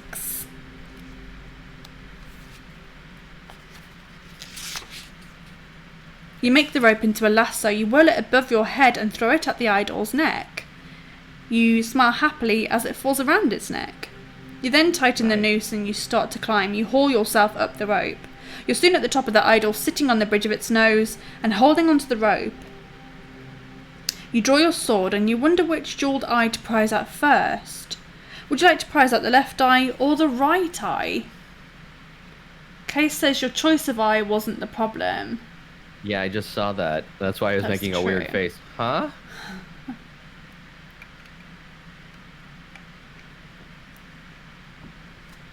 Oh, well, I guess it doesn't really matter. I'll try the right eye first anyway. We'll see what happens. If we wish to prize out the right eye, turn to page 34. Okay. You try to force the point of your sword under the emerald eye. Much to your surprise, the emerald shatters on contact, releasing a jet of poisonous gas straight into your face. The gas knocks you out and you release the rope, bouncing down the idol and crashing onto the stone floor. Your adventure ends here. What? Your adventure ends here. Really? So, really, just don't touch the bloody idol. I think just don't touch the right eye. Oh, man! Oh, wow. That hurt. Oh! We've got to go back to the beginning. You kidding me? Oh, man. There must be so many ghosts clustered around here. Yeah, there are. It's getting quite crowded. The body count is mounting, to be honest. Uh-huh. Okay. I mean, I feel like we've made it this far. Shall we just backtrack by a couple of minutes? Yeah? I mean, I've been writing down page numbers. Okay. Let's go back a couple of minutes to where you decided whether you're going to climb the idol or not. So I believe that was page 37. Yes. Yes. Okay, we're going to go back by 2 minutes. So I'm going to put the timer down to 22 minutes. Because otherwise that is just going to be a pain in the bum to go through that all up again. Takes me a little while to do the timer. All the same choices again anyway. I think so. Just bear with me. The timer is... Oh, timer, please hurry up. The timer is crashing. Yeah, it's not responding. Close the program. Oh, no. We're about to lose the timer, but it's fine. In the meantime, Distract them, quick! Quick! Tell that joke you know. Do a dance! Right, so now I need to do all of the things that I usually do before stream. So bear with me. How do you think it's going so far? Are you enjoying it? Yeah, this is fun. Cool. Oh no, it's doing it again. It's crashing again. Oh, bums. Why is it doing this to me? Why? There must be so many ghost clustered here, like in Stardust. Oh god, I've not seen Stardust for ages. I know I'm staring at that and thinking... That's the one with the witches. I can't... Right. God, I can't remember that. I gotta watch that one again. I find that as I get older, I'm just like, there's so many movies that I need to go back and rewatch. I think the book is behind me somewhere. Go back to 22 minutes. Somewhere over there. The only problem with color coordinating your bookshelf is you got to remember what color all your books are, and if you've bought the same book 3-4 times with different covers, you're like, which one's on the shelf right now? Oopsie. I just need to change one thing, and then we are good to go. Yeah, no worries. Okay. Right, back to 22 minutes. We're just rewinding just slightly, just like, had a really bad premonition. But now you are back at that idol. Its jeweled eyes are as big as your fist, and there are two giant stuffed bird-like creatures standing on either side. Do you wish to climb the idol and take the jewels, or do you wish to walk through the cavern to the tunnel in the opposite wall? I'm just gonna keep going. Keep going, okay. Page 239. So we're gonna keep that as a save point there. So the idol, we're gonna head to page 239 at the time of 22 minutes and 18 seconds. You have a skill of 8, a luck of 8, and you still have 10 provisions, is that correct? Yes. Cool. Do you want to eat any of those provisions? Sure, I'll have one. Cool, you can have as many as you want. And they give you 4 stamina each.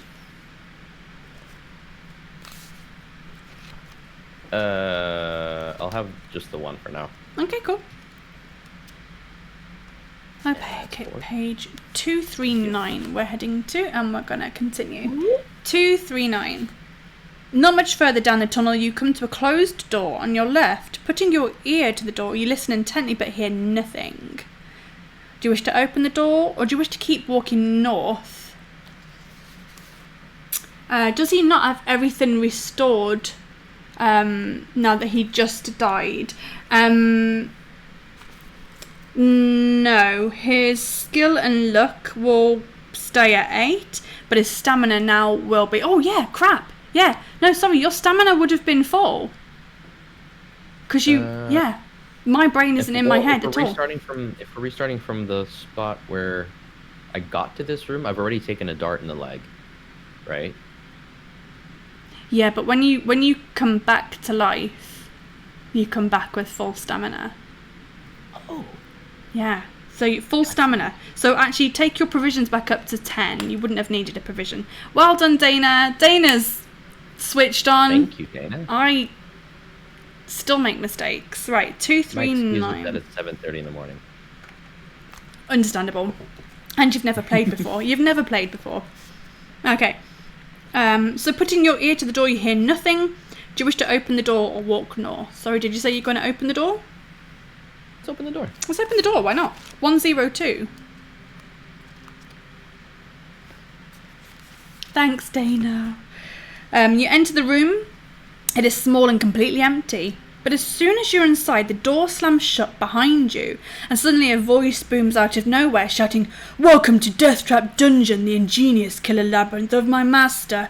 Adventurer, I trust you will pay your respects to my master by shouting out his name." Will you shout, "Hail Succumvit," or "Succumvit is a worm"?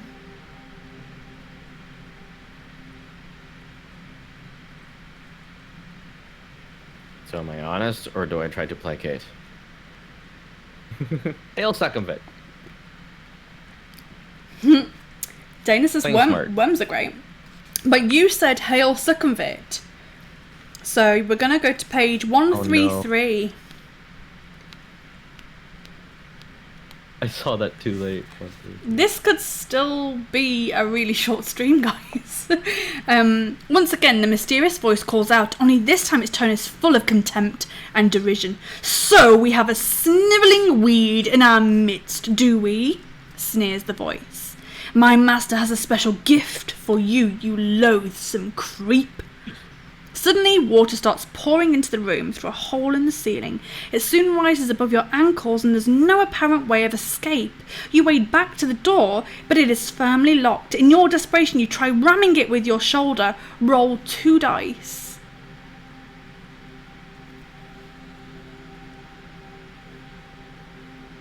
Uh, 10. Okay, and that is greater than your skill score. So let's see. Better than your skill score, page 17.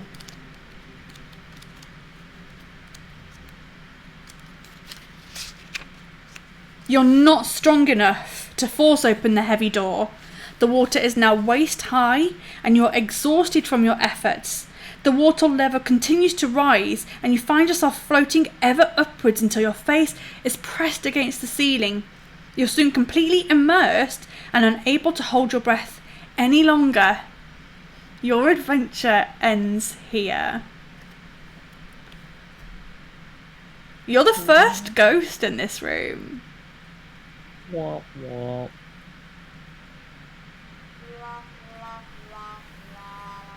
I forgot you actually had that. Yup. Okay, so we've just got the bonus life left. So you've used all of your 3 normal lives, just the bonus life left. Okay. We're going to go back to the idol. Okay. Back to 22 minutes. That is you're the only person who's ever died in that room. I feel special. Well, ever positive, ever positive. Yeah. We're going to go back to page 37, the idol. Okay. See what happens here. Okay. This is going to be a really short stream.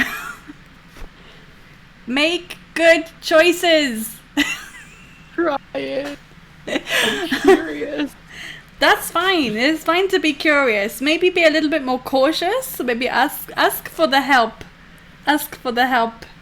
I should wait just a little bit longer until the messages actually like show a up. tiny bit longer. Like maybe like 4 seconds longer. 4 seconds longer. Just go through it. Yeah. Don't be afraid to ask for help. Right. Let us begin. Right. We're standing at the idol again. We're looking up at it. We're like, oh, jewels are so shiny. But there's the 2 stuffed bird-like creatures on either side. Do you wish to climb the idol to take the jewels? Or do you wish to walk through the cavern to the tunnel in the opposite wall? Shiny, shiny!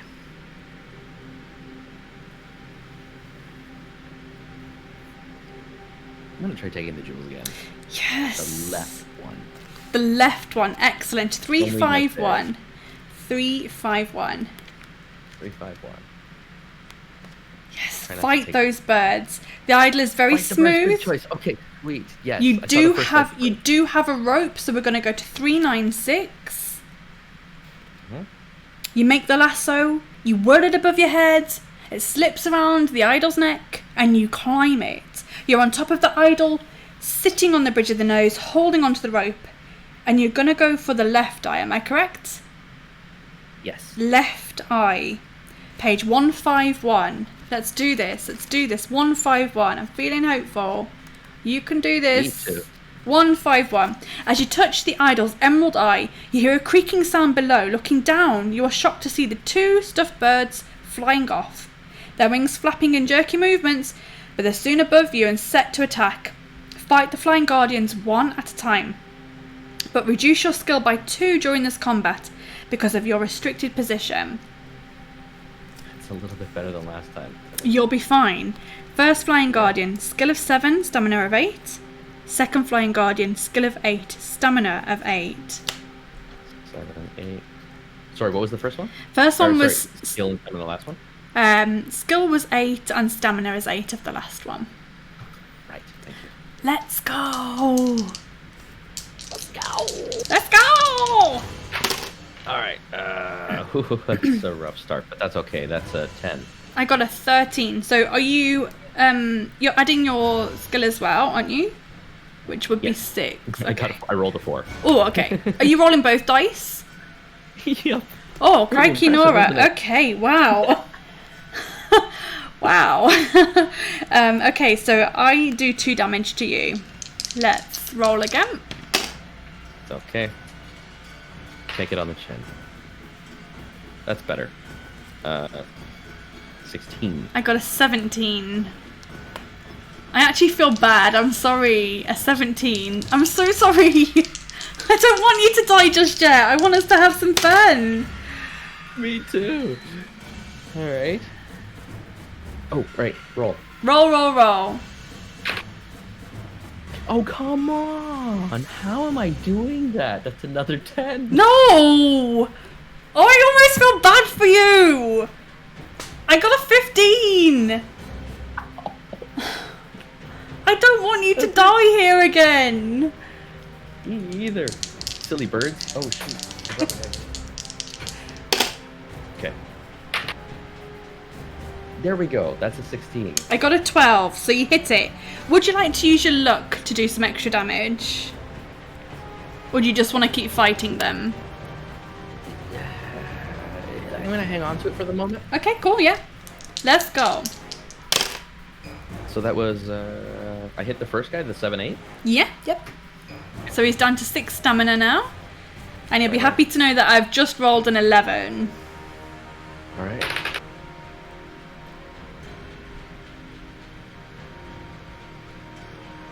I got snake eyes. What?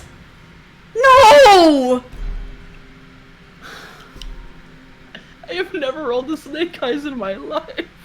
I feel bad for you. Come on. Come on now. Oh my goodness. Okay. Let's try this again. Not yet, Colleen. Not yet. Still standing. 11.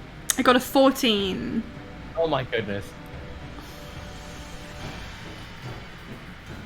I mean, Mr. Jacked Up. jacked That's a very up. good fighter. Yeah, he jacked up was really confident going in. He's getting jacked up. Oh, come off it. Really. 9. No! How can you roll a 9? You get a 2 and a 1?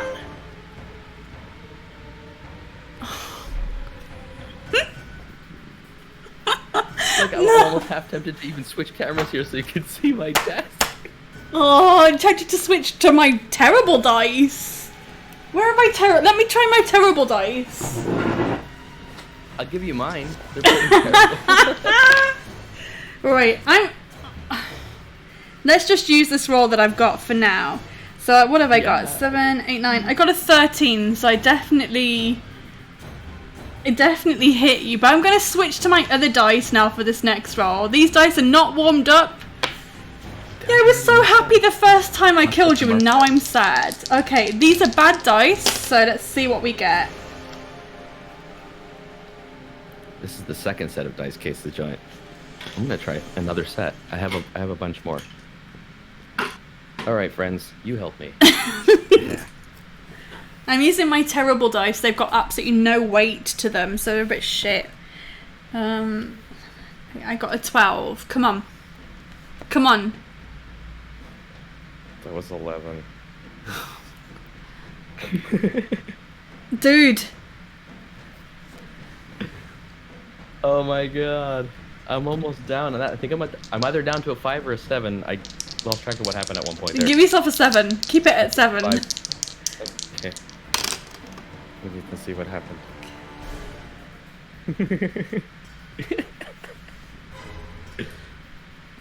I just rolled a 16. Okay. You just rolled a 16? So did I. No, wait, no. That's. Oh, I rolled a 14. No! My skill's down to 6. Check your dice there. On them? Okay, there's one of them. There's the other 6. They just don't like me. So A6. That's fine. Okay, so They don't like the sunshine. All right, down to 5. Okay, here we go. 16. Also 16, so nothing happens. I'm sorry. I'm sorry.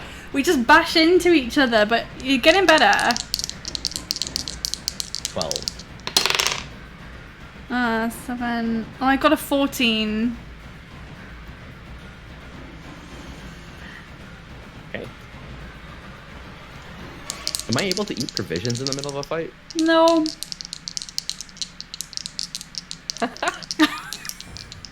Colleen, or no, Dana, I am down to 3. Oh god, I rolled high, I'm sorry. I've rolled high. I rolled a 15. 7, 8, 9, 10, 11, 12. I got an 18 here. I'm down to 1. Oh man. I've switched to bad dice as well, like, these aren't even my good dice, but they're rolling high. I just died. For sure. That's a 10. I got a 15. Are we kidding right now? Are we kidding right now? Raring to go. You want to know what my 2 notes were? Yeah. Promise a friend and get a rope.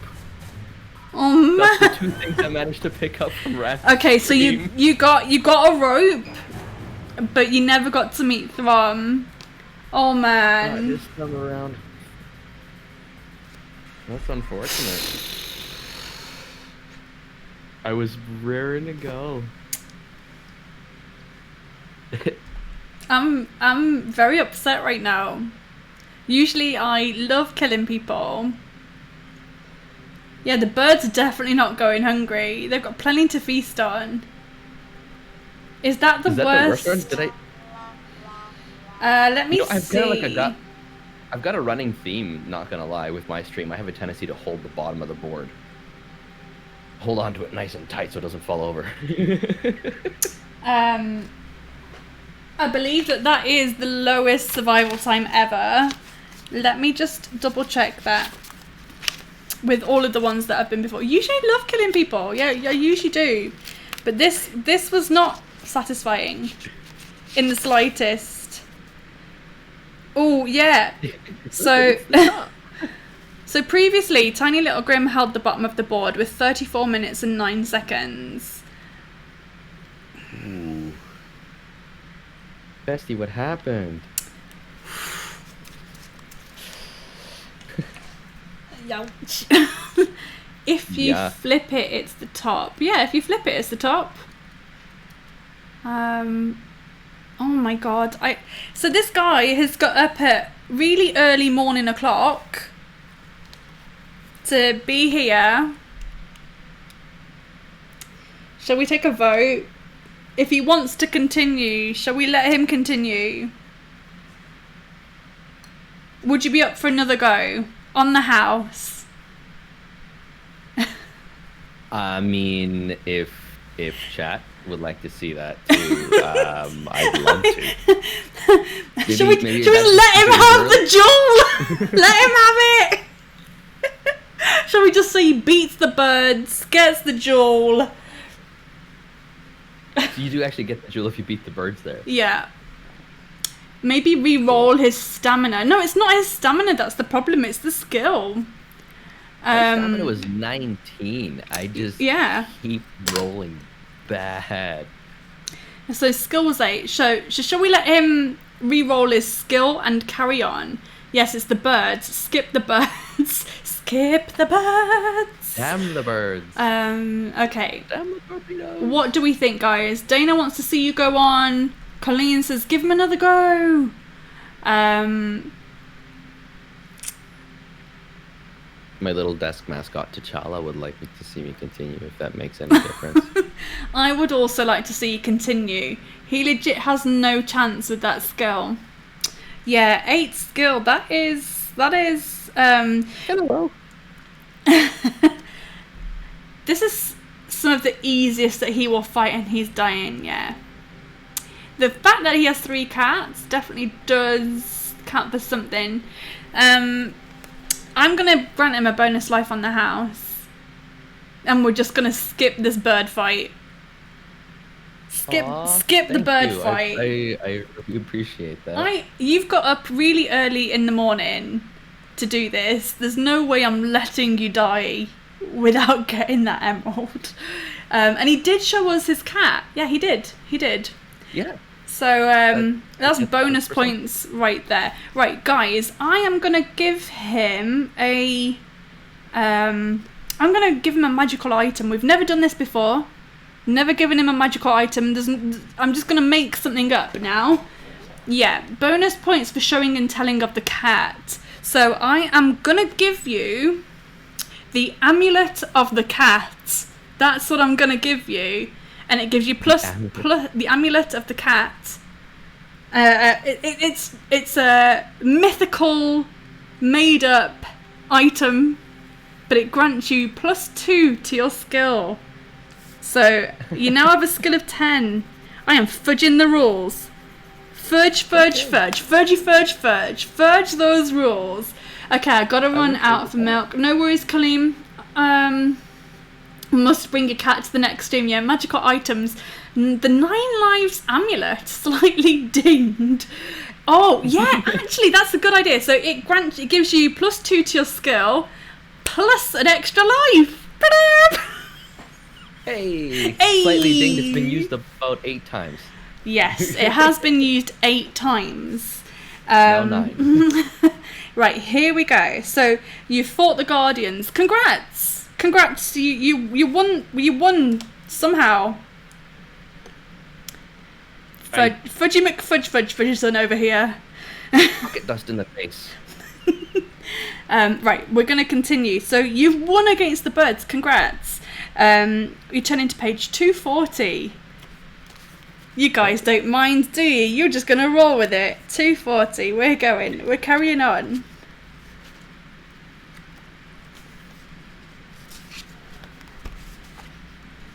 Okay. For sleep. You look down and see the crumpled bodies of the 2 flying guardians lying motionless on the floor. You must have blacked out because you don't remember having a fight with them. You start to prize out the idol's emerald eye with the tip of your sword, and at last it comes free, and you're surprised by its weight when it falls into your hand. Hoping that it may be of some use later, you put it into your backpack. So you now have an emerald eye. Got it. Would you rather climb down the idol, or do you want to risk getting a poison gas in the face again? I don't know. That was so much fun last time. Poison gas to the face? Party. Yeah, poison gas to the face. Or climbing down. Climbing down, I think I should climb down, probably. Climb down, yeah, that sounds sensible. Page 89. Okay. Back on solid ground once again, you try to shake the rope off the idol's neck. Test your luck.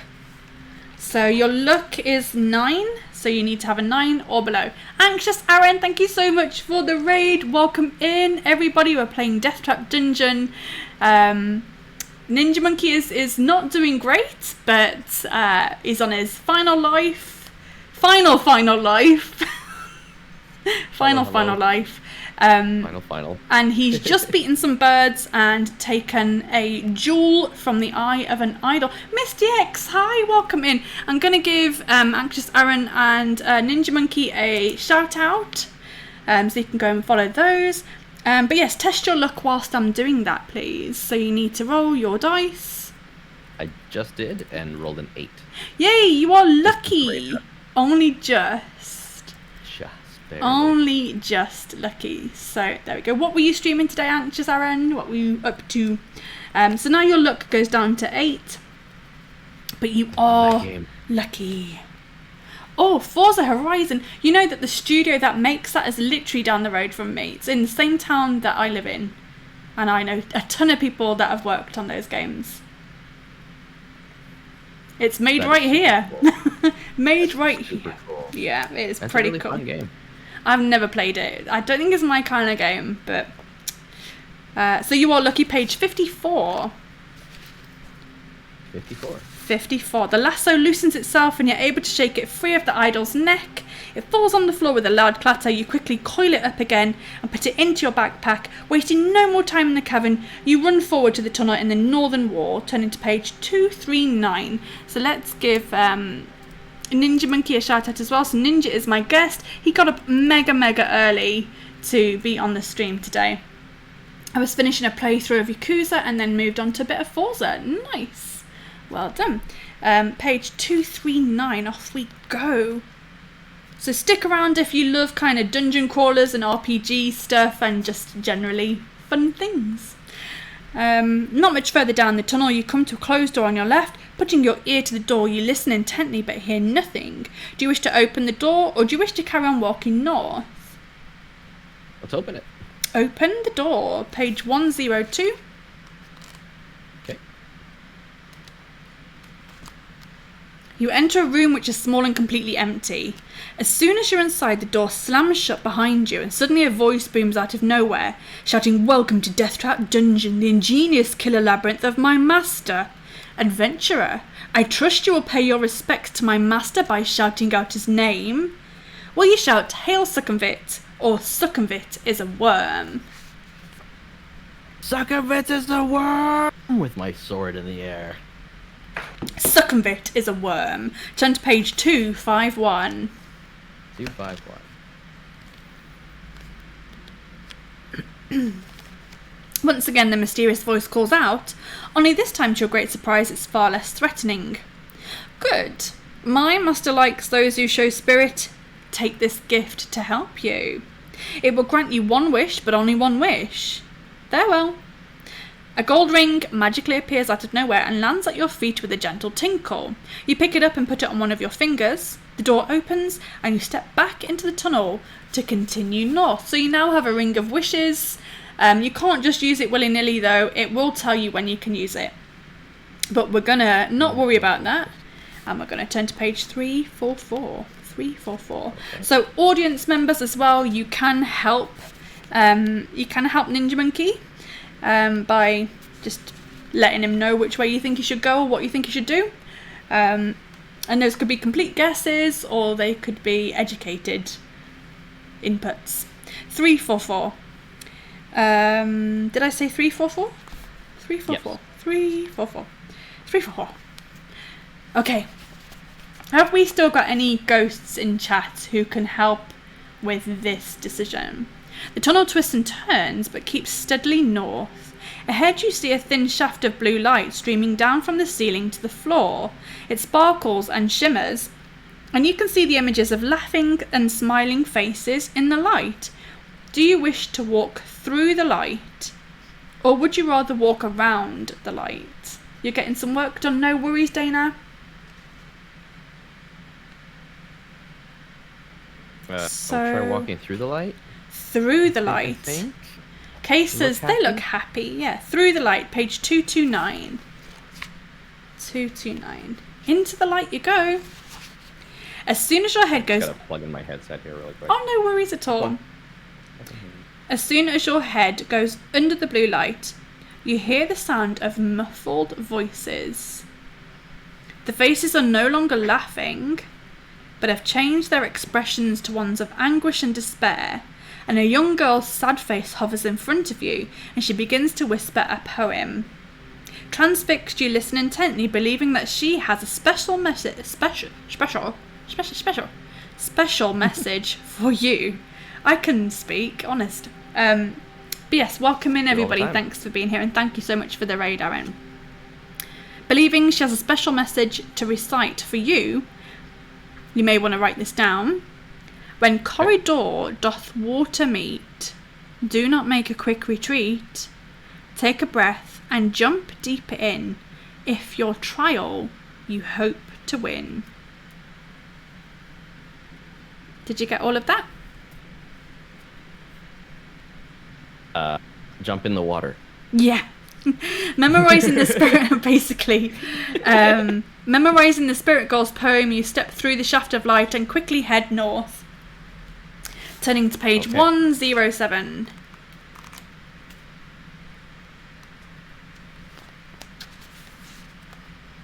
You come to an arched doorway set in the right-hand wall of the tunnel. The heavy stone door is closed, but there's an iron latch and a round handle. Do you wish to try to open the door or continue along the tunnel? Yeah, Dana, that would have been handy, right? I don't know, guys. Should I open the door or should I just keep going? So it's come to a heavy stone door in the right-hand wall of the tunnel. There's an iron latch and a round handle. Should you open the door or continue north along the tunnel? Yeah.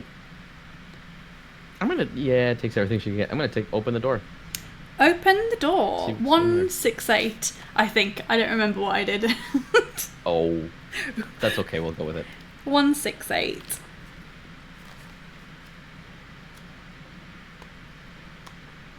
Mm-hmm. Lifting the latch and pushing the heavy stone door open, you find yourself in a large cavern. The light is dim and murky, but as your eyes begin to adjust, you see that the walls are covered in green algae and running with moisture. The floor is strewn with straw, and the atmosphere is warm, damp and fetid, and a soft humming begins to fill the air. You step gingerly through the straw towards a corner of the cavern where there appears to be a shallow pit. Peering warily into the pit, you're disgusted to see a mass of pale, writhing worms, some as much as 1/2 metre long.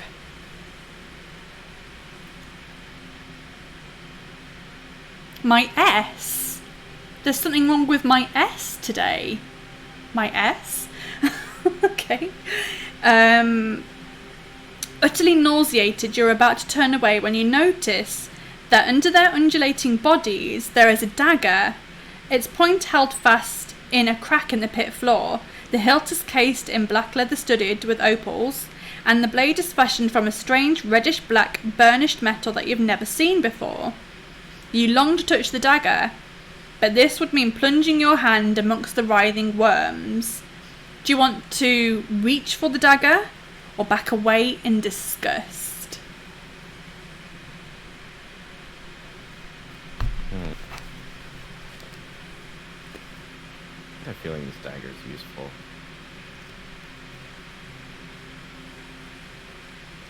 I mean, they're only worms. They're just worms. Okay, I'll try the dagger. Try the dagger. Okay, close my eyes. Page 94. Okay. Taking a deep breath, you lean over the pit and you plunge your forearm into the mass of wriggling worms. They're cold and clammy and feel extremely nasty, but at least they are harmless and you're able to seize the dagger by the hilt. You give it a hard tug and it comes away from the crack in which the tip was embedded. Admiring its beauty and wondering whether it might once have belonged to some luckless contestant, you put the opal-studded dagger firmly in your belt and you leave the cavern. Turning to page 174. Nice. You're coming up to a save point as well. Cool. As you make your way back to the doorway, the buzzing sound increases in intensity and you look around desperately to discover where it's coming from. Glancing up in the nick of time, you see the huge and grotesque black shape of a giant fly emerging from a recess high in the cavern wall. As it gets closer, you realise that it is at least 1.5 meters long. Its opaque wings vibrate, making the sickening buzzing sound that you can hear, and its 6 black hairy legs are poised to grasp your body. Below its multifaceted eyes is a long shiny black proboscis which darts in and out venomously. You've stolen the giant fly's treasure from her brood of maggots, and you must face the consequences. Test your luck. So your luck is 8, so you need to roll both dice, and you need to roll below an 8, so 8 or below. Tempted to grab one of the crappy pairs.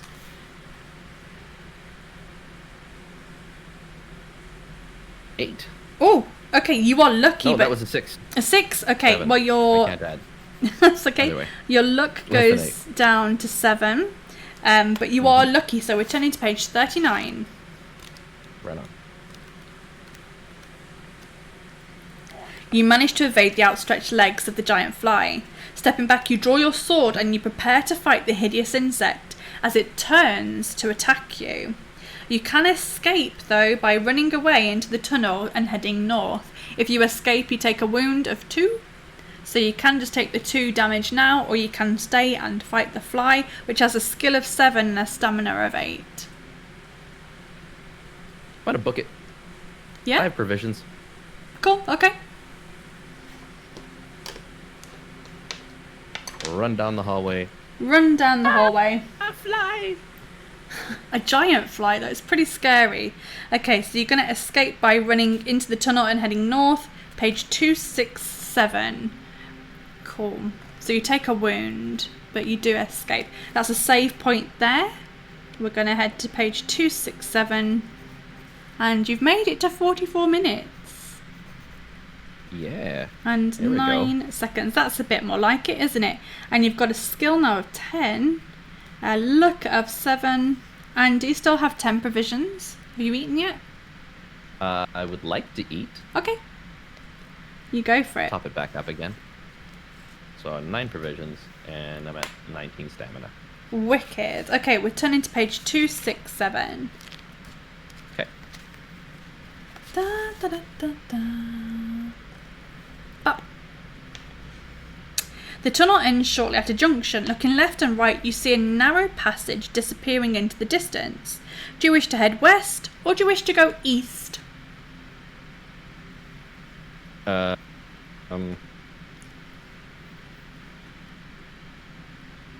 What should he do, guys? Which way should I go? I Just ran away from a fly, and now ran away he's from a at a fly, yeah. junction. West or east? I'm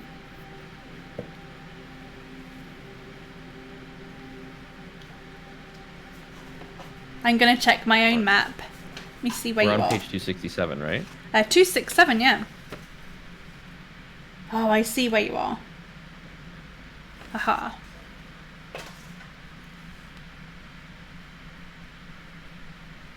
I think you west. should. I think. Oh, okay. Yep. Sure. Okay. Oh wait, what? Nope. Let's Let's go west and see what happens. Oh Head shit. head west to 352. Let's just see what happens. 352. We're going west. Ahead, you hear the sound of rocks being ground and crushed. The noise grows louder, and suddenly you realise that the wall on your right is starting to collapse. Terrified, you watch as a large, hideous, worm-like creature with a gaping mouth and extraordinarily powerful mandibles slithers through a hole in the wall. Its great jaws continue to crunch the rocks as it turns its head slowly from side to side, feeling the cool air in the tunnel. It appears to be totally blind, but seems to know of your presence, perhaps sensing the heat of your body. It starts to slither towards you with its mandibles wide apart, ready to attack. But do you wish to fight the rock grub? Or you can turn around and run back down the tunnel to the junction and head east. Go east. Go east. Go east. This Run was a bad away! choice. Run away! Page 68. 68. So we're running away. We are running away from a lot of things today. Okay, you walk down the passage and soon find yourself standing at the edge of a deep, dark pit. The passage continues east on the other side of the pit, and you think you could probably jump over it, but you're unsure. There's a rope hanging down from the ceiling over the centre of the pit. Handy. Would you like to throw your shield over the pit and jump after it? Would you like to jump over the pit carrying all of your possessions, or would you like to reach for the rope with your sword and try to swing across?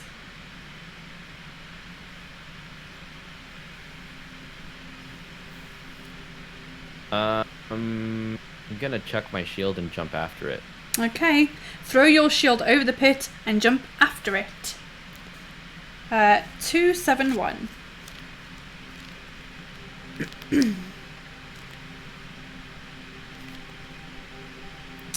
Just as you're about to release the shield and throw it over the pit, it slips from your fingers and it rolls away. You're unable to catch it before it falls over the edge of the pit, clattering down the sides to the bottom. The loss of your shield reduces your fighting ability and you lose 1 skill point. You curse your own clumsiness, step forward and leap across the pit, landing safely on the other side. You waste no time and head off east, turning to page 237. Well then. I thought that was going to be a good idea. So Dropping did my many. shield, classic ninja monkey move. Classic. If you make it far enough, you will encounter a ninja in the dungeon. Ninja. If you make it far enough. We'll see. Ninja versus ninja. Okay, the tunnel makes a sudden left turn and continues north for as far as you can see. You soon arrive at a closed wooden door in the left-hand wall. Would you like to open the door or keep heading north? I'm all about opening doors today, so let's do that. We're going to open the door. Turning to page 12. Okay. Oh, my favourite. This is my favourite bit, guys. Are you ready for my favourite bit? The door opens into a large candlelit room filled with the most extraordinarily lifelike statues of knights and warriors. A white-haired old man dressed in tattered rags suddenly jumps out from behind one of the statues and starts to giggle. Though he looks like a fool, the sparkle in his eyes makes you think there's more to him than is apparent. In a high-pitched voice he says, "Oh, good, another stone for my garden. I'm glad you've come to join your friends. Now, I'm a fair man, and so I'll ask you a question. If you answer correctly, I'll let you go free. But if you answer wrong, I'll turn you to stone." He chuckles again, obviously pleased with your arrival. Would you like to wait for his question, attack him with your sword, or try to make a run for the door? I'll wait for the question. Wait for his question, page 382. 382.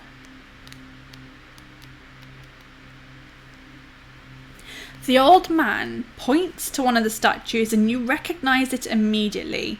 It's the knight who started the Trial of Champions, the agonised look on his face locked in stone for eternity. The old man smiles and says, "This man weighs 100 pounds plus half his weight. How much does he weigh?"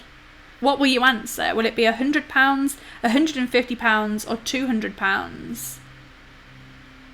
This man weighs 100 pounds. It's 200. Oh, you're very confident. 391. 391. 391. 200 would be 100, add 100 to 100, you get 200. Perfecto. Still smiling.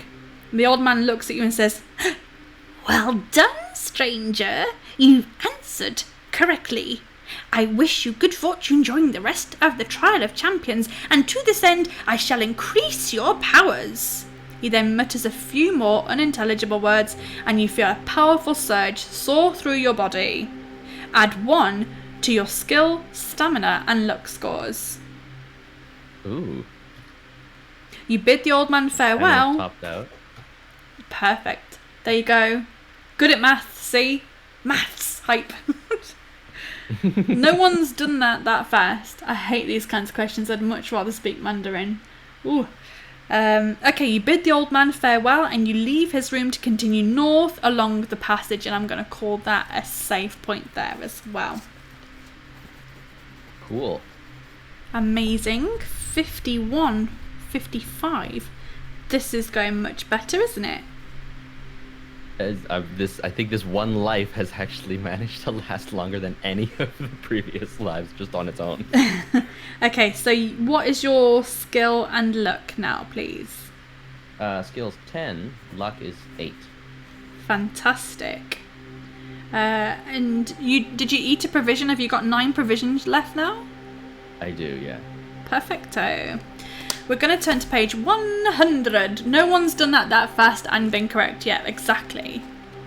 Exactamundo.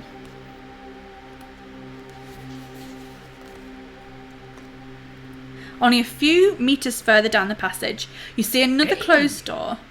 Oh, Dr. Ram! Sorry. My extra life was the same way. Yeah, well, we kind of fudged it. We had to improvise slightly to get him this far, but he woke up super early, so I thought it was only fair to let him have a bonus life on the house. So this is actually his, how many attempts is this now? Cat alert, I know I can see. But yes, hi Dr. Round, how you doing? Okay, so you're here to help too. So Dr. Ram did very well as well. He died at the exact same place as Dana did. So we're all here to help. Okay. The letter X is scratched into the central panel. Oh, sorry, I've missed a bit. Only a few meters further down the passage, you see another closed door in the left-hand wall. So, same side as you've just been in. The letter X is scratched into the central panel. You put your ear to the door and listen intently but hear nothing. Do you wish to open the door or would you rather go north? You'd literally just woke up. Nice. Okay, so I mean, that probably means that's a bad door to go through. In bed on your phone, that's good. It's a nice way to spend the morning. On the door. A letter X on the door. Kidding. So, what do you think, guys? Should he go through here? Oh my goodness, Corpsey, thank you so much. You didn't need to do that. So the bonus life is no longer on the house. I'll tell you what, if he needs it, I will give him another one for that many. But only if he really needs it. I've got faith in you this time. Ninja Munki is far even more worse than you. Hi, Copsy. Only just recently, Dana. I used to live upstairs and across the hall from Dr. Ram. That's amazing. Kind of recently. Check all the doors. Adventure awaits. Copsy, you're way too kind. I think you donated most weeks now, so that's really nice of you. Thank you. Welcome in. Check all the doors. Let's go with it then. Okay. I'll open the door. Page 87. We're going to get you through this. The door opens into a large room. Turn to page 381. 381. Calgary rules! That's where I got this. You look around the room and see nothing of interest apart from an alcove in the west wall and a stone chair in the middle of the room. Sitting in the chair is a skeleton of an armed warrior, possibly a contestant from years gone by. The skeletal fingers of its right hand are gripping a piece of parchment. Do you want to reach for the parchment, or would you rather walk over to the alcove?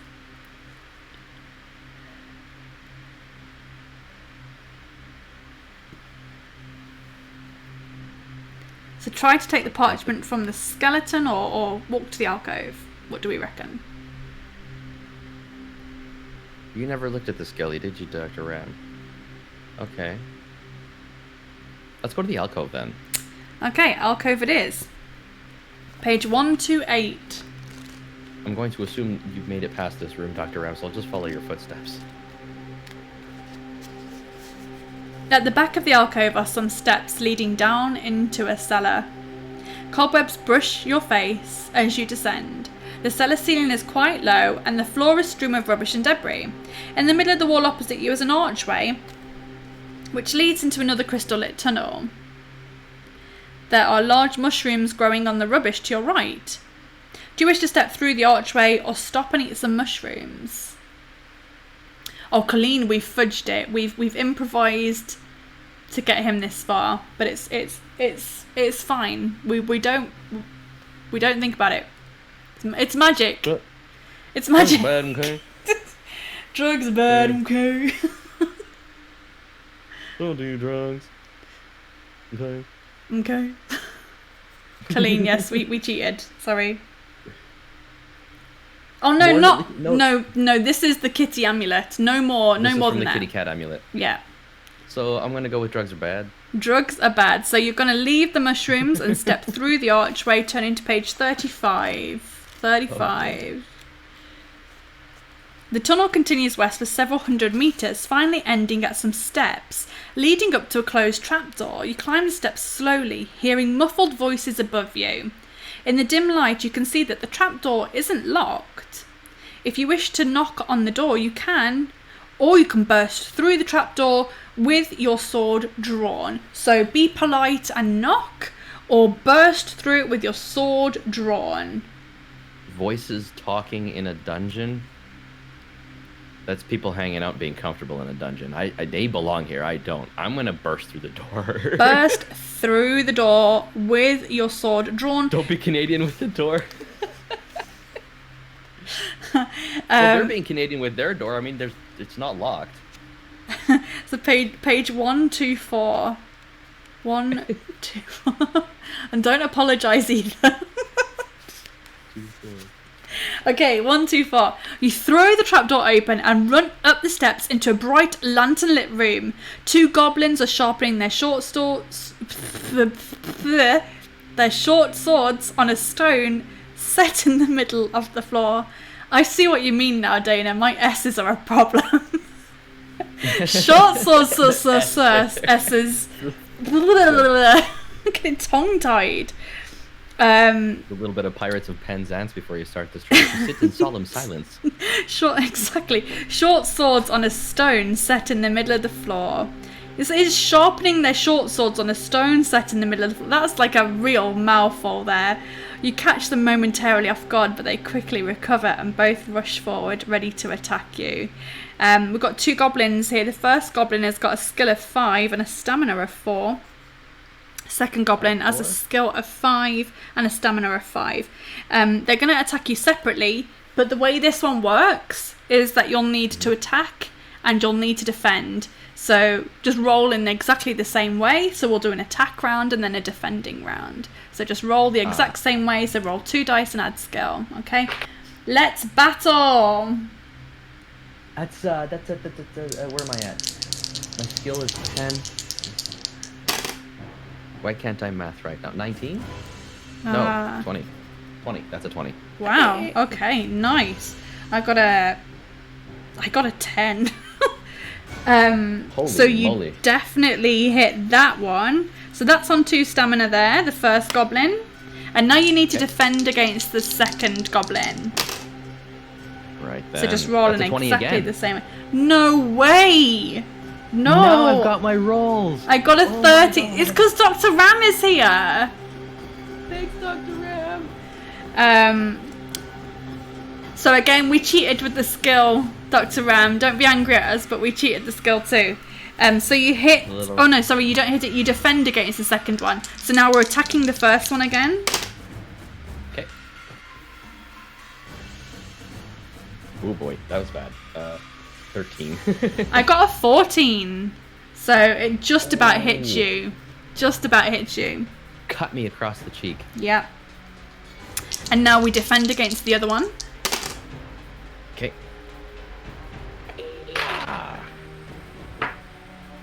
Just putting my shield up for 17 to block. You haven't got a shield. I don't have a shield. I I rolled an 11. Sorry, what did you have? 17, was that? 17, yeah. Yeah, so you successfully defend against that one. Yeah. And now you attack the first one again. 19. I got a 13, so you successfully kill that one. But you still need to defend against the incoming blow from the other one. Okay. Did you just say sorry for killing a goblin? I may have. That's hilarious. So defending against this one, I rolled a 14. 15. Oh wow, okay, so you successfully defend against that one, and now you're going to turn around and try to stab it.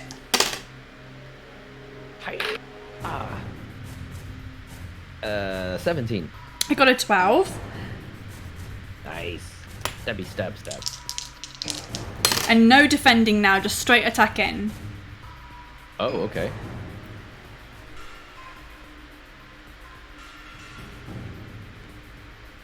$16. I got a 8. Ooh. It's on 1 health. We've swapped here, and I'm okay with that. Okay. What did I say about being Canadian? I couldn't help it, Ram. I mean, you probably had a family.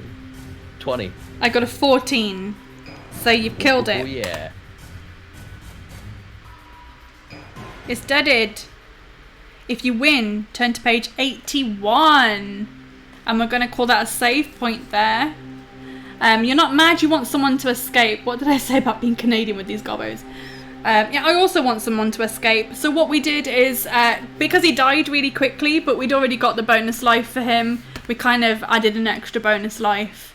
And we gave him the Amulet of the Cat, which gave him some extra skill and another lucky life. But that is it now. No more lucky lives. I can't roll to save my life, honestly, Ram. Literally. We have cheated this a lot. Please don't be angry with us. So you've made it to 1 hour, 2 minutes, and 14 seconds, which is double what you made it to without us cheating. He literally made it to 30 minutes before. Yep. I'm still not sure how I feel about that, but I'll just go with it. Yep. Oh, Ram. Thank you. He did get up mega early to do this. Do you know what? Excited to get fed early. I have not been noting down how you died. That is not good of me. Does anyone remember how we died? Mostly birds, gas right? in the face. Oh yeah, gas in the face, and then birds again, wasn't it? The birds murdered me. Yeah. And now we're... Oh, you drowned? I drowned. You did drown. There were 3 deaths, or were there 4? 3. You're on your 5th life. I'm on 5th life. Oh my god. Yeah, you did. So birds got you first, and then you got poison gassed, and then the birds got you again, and then you drowned. Oh no, technically we didn't kill you at the birds, did we? No. We're just gonna go with it. Did I die by the birds? I think technically you did, and then we brought you back. Yeah, they killed me twice technically, but they brought me back. Technically, yes, but we did. We fudged this a lot. Please don't be angry with us. We're gonna go to page 81. I had that one. This is gonna ruin. Caveman and got a little overconfident. Oh yeah.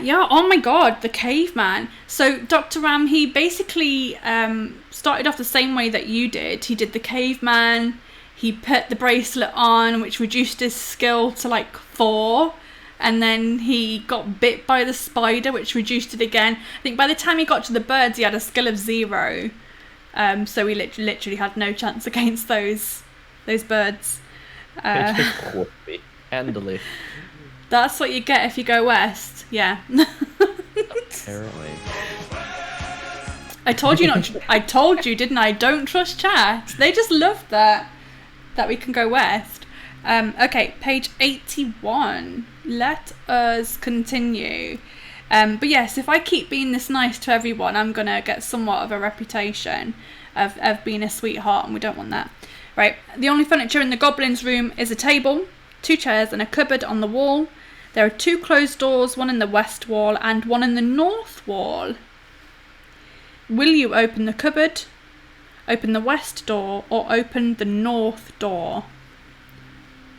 You don't have a sound for any of the other directions, no I do. Okay, open the cupboard, open the west door, or open the north door. So guys, you might want to help him here. God, I'm using up so much lip balm today. Cupboard, west, north. Cupboard, west door, or north door? The very curious part of me definitely wants to open the I'm cupboard. pretty sure that everyone's opened the cupboard, to be honest. Colleen. Colleen. Down, girl. Open the cupboard. 307. Colleen distracting me there. The cupboard contains a wooden mallet and 10 iron spikes, which you put in your backpack while wondering which of the doors to open. So you now have a wooden mallet and 10 iron spikes. Which door would you like to open? Choose very wisely. Would you like to open the west door or the north door? Suddenly this is a totally different stream. Ursa Minor, I can't remember which way that is.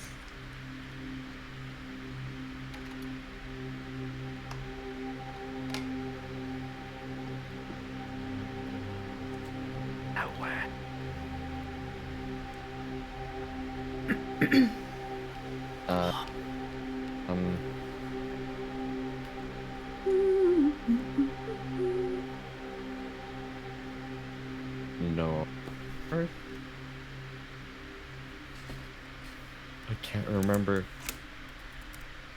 There we go. That's what I thought. Yeah, north. I derped for a second there. Contains the couldn't remember who North was major Star. or minor that had the North Star. Cool. Okay, so we are going north to 136. 136. The door opens into another tunnel, which rises gently into the distance.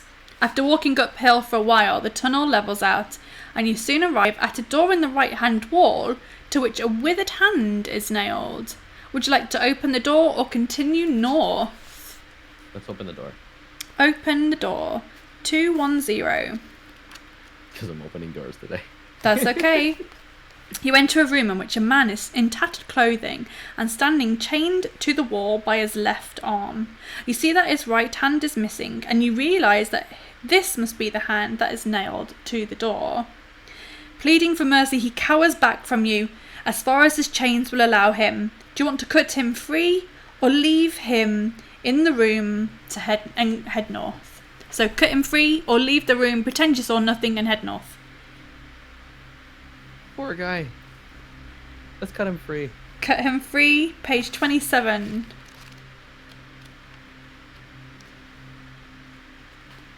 Regret that. You step up to the frightened man and you cleave the chain with your sword. He drops to his knees and bows, thanking you over and over and over again. He tells you that 4 years ago he entered the Trial of Champions and failed. He fell down a pit and had to be rescued by a trial master, one of Baron Succumvit's dungeon administrators. He was offered a choice between death or servitude in Deathtrap Dungeon. He chose the latter. He worked like a slave until he could stand it no longer and tried to escape, but he was unsuccessful and was captured by a trial master's orc guard. To teach him a lesson, they cut off his hand and condemned him to a year's imprisonment inside the cell. You ask him whether he has any information that might be useful to you. He scratches his head and says, "Well, I haven't exactly done very well in here myself, but I do know that you need to collect gems and precious stones if you hope to get out. I don't know why, but there it is." Without another word, the ragged prisoner dashes out of the room. He turns left into the tunnel. Would you like to keep heading north and turn right? Oh, it says you decide to head north and turn right. Sorry, I was giving you a choice, but it makes the choice for you. So he turns left, you're going to turn right. You're going to turn to page 78. So you're going in opposite directions. 78. Yeah, that is Joe. So Joe is the person at the very top of the leaderboard, but he did fall down a pit and end up as a trial master's minion. So we're going to just call him Joe. Joe. Okay. Yeah. Oh, here we go. Are we ready? So you've gone out there and then turned right. There is an open pipe in the right-hand wall about 1 metre in diameter. It's too dark to see too far down it. You shout into it and you hear your voice echoing down the iron pipe until eventually the sound fades away. Would you like to crawl into the pipe or would you rather continue north? The pipe is always happy to see someone. Always happy. Okay. Let's do... Claustrophobia is not a thing. Into the tunnel pipe thing. Into the pipe, page 301. Guys. The pipe is all wet and slimy and very happy that you've crawled inside it. You crawl on into the dank darkness, slithering and sliding as you go. Suddenly your hand touches something hard and square, which feels as if it's made out of wood. It rattles as you shake it and you decide you must be holding a box of some sort. Do you wish to crawl back out of the pipe and examine your findings? Or would you rather carry on further down the pipe, taking the box with you to examine later? Let's just get out of there. Get out of there. It was starting to feel a little uncomfortable anyway. So you turn to 162. Okay. That pipe's been getting a lot of action recently. I think for about maybe 10 episodes it hadn't had any action at all. And now it's getting all the action. Poor pipe was sad. It was, and then it was very happy to see lonely. all of these adventurers. So 162, removing the box lid by the light of the tunnel, you find an iron key and a large gem. It is a sapphire, so you now have a large key and a sapphire. You also get to add a luck point. A luck point? Yeah. You got lucky, my friend. You just got lucky with my pipe. Beautiful. Thank you. You're welcome. That's amazing. You're welcome. It was good for me too. You place the items carefully into your backpack and set off north again. Turn into page 142. I'm weird. What?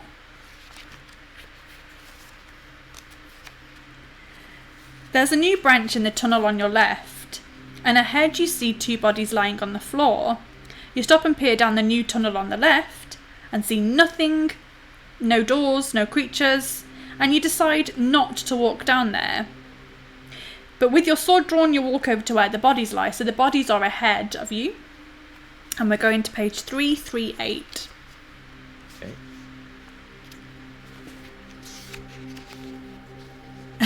My pipe hasn't felt the touch of an adventurer in many moons. Oh. Okay, the bodies are those of two orc guards. At least one of your rivals in the Trial of Champions must still be ahead of you. A quick search of the bodies produces nothing apart from a necklace of teeth hanging around the neck of one of the orcs. Do you wish to wear the necklace of teeth, or would you like to set off north without the necklace? Necklace, no necklace.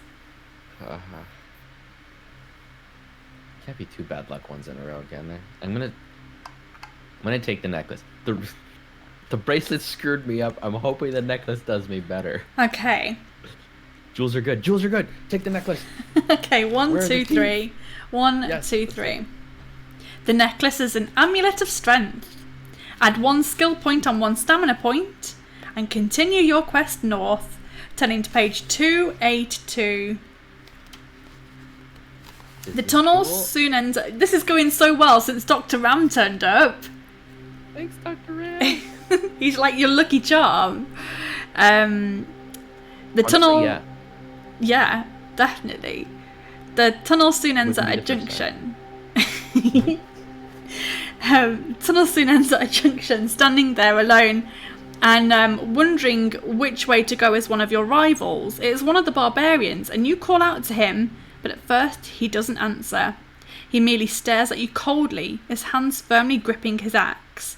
You walk up to him and ask him which way he's headed. He grunts his reply, saying that he's going west, and you may go with him if you wish. Would you like to head west with the barbarian, or would you rather decline his offer and head east alone?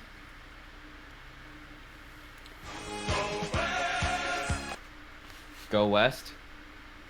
Let's go west. Dana says go west. Head west. Dr. Ram, you have some. Did you got to this? You guys both died at the same spot, right? They both did. They've both been way past this. Let's go west. Go west. Turn to 22. You modified go west. Everyone's doing it. It's ridiculous. I love it. Although you're slightly uneasy in each other's presence, knowing that there can only be one winner in the Trial of Champions, you're both content to share the benefits of a temporary alliance. You begin to tell each other of your exploits so far, of the monsters and traps encountered and the dangers you've overcome. Walking along, you soon come to the edge of a wide pit. It's too deep and dark to see the bottom. The barbarian offers to lower you down with his rope, saying he's got a torch which he can light for you to use. Would you like to accept his offer to lower him down if he's so eager to investigate the pit, or suggest that you both jump over the pit? So let him lower you down, offer to lower him down, or suggest you both jump over it.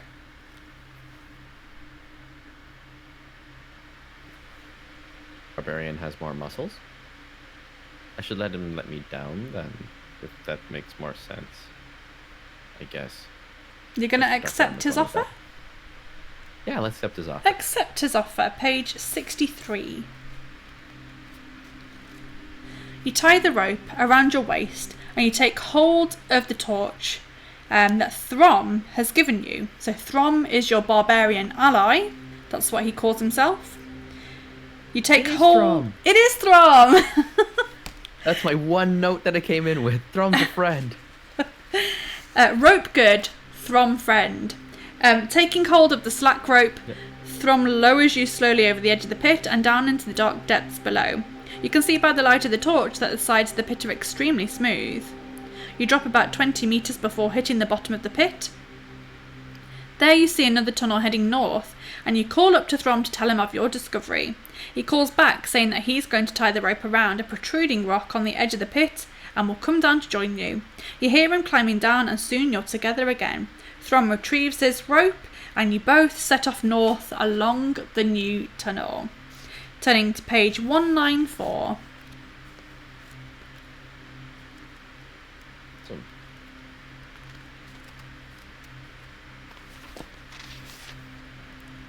On a stone ledge in the tunnel wall, you see 2 dusty leather-bound books. Throm grunts his contempt for the written word, urging you to leave the books alone and hurry on. Would you like to open the red leather book, the black leather book, or leave the books and continue north along the tunnel? Red book, black book, continue north.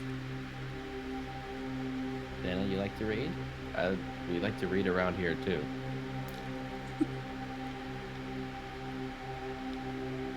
Doesn't matter which one I read, Dana.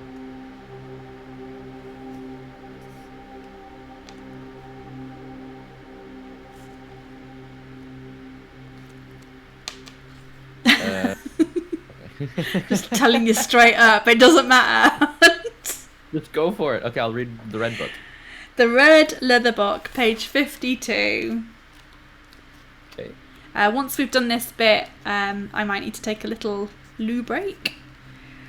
How are you doing for breaks and stuff? Are you good?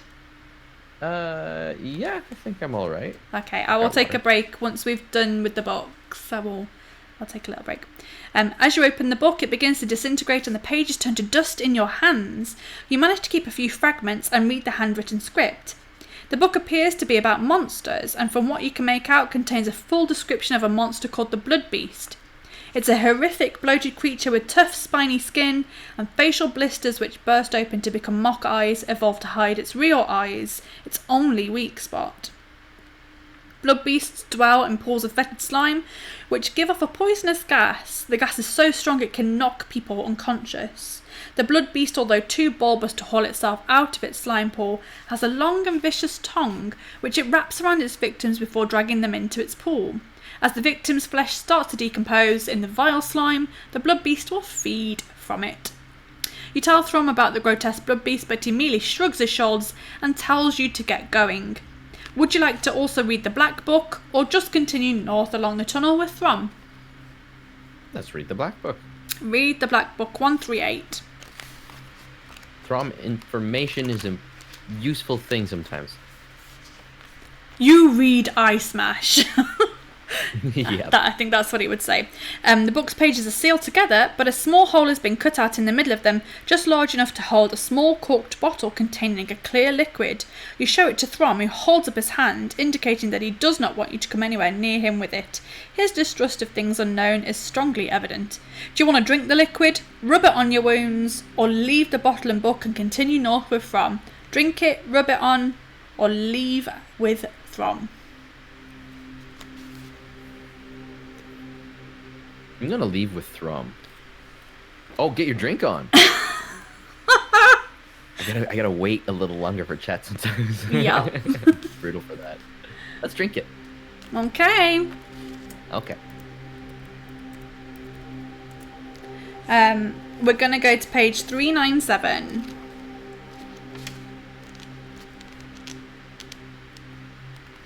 Da, da, da, da, da. The liquid is a magical potion. It will enable you to detect hidden traps. Add 2 luck points. If you've not done so already, you can open the red book. Otherwise, you must continue north with Throm, turning to page 369. So that's where we're going to go. 369. Okay. Are you happy for me to just leave it here just for a second so I can go to the loo? And I'm more than happy for you to just chat amongst yourselves. I'm going to mute and I'll be back in about 2 minutes. But I'm going to leave you with our wonderful guest. Sounds good. Well then, hi guys.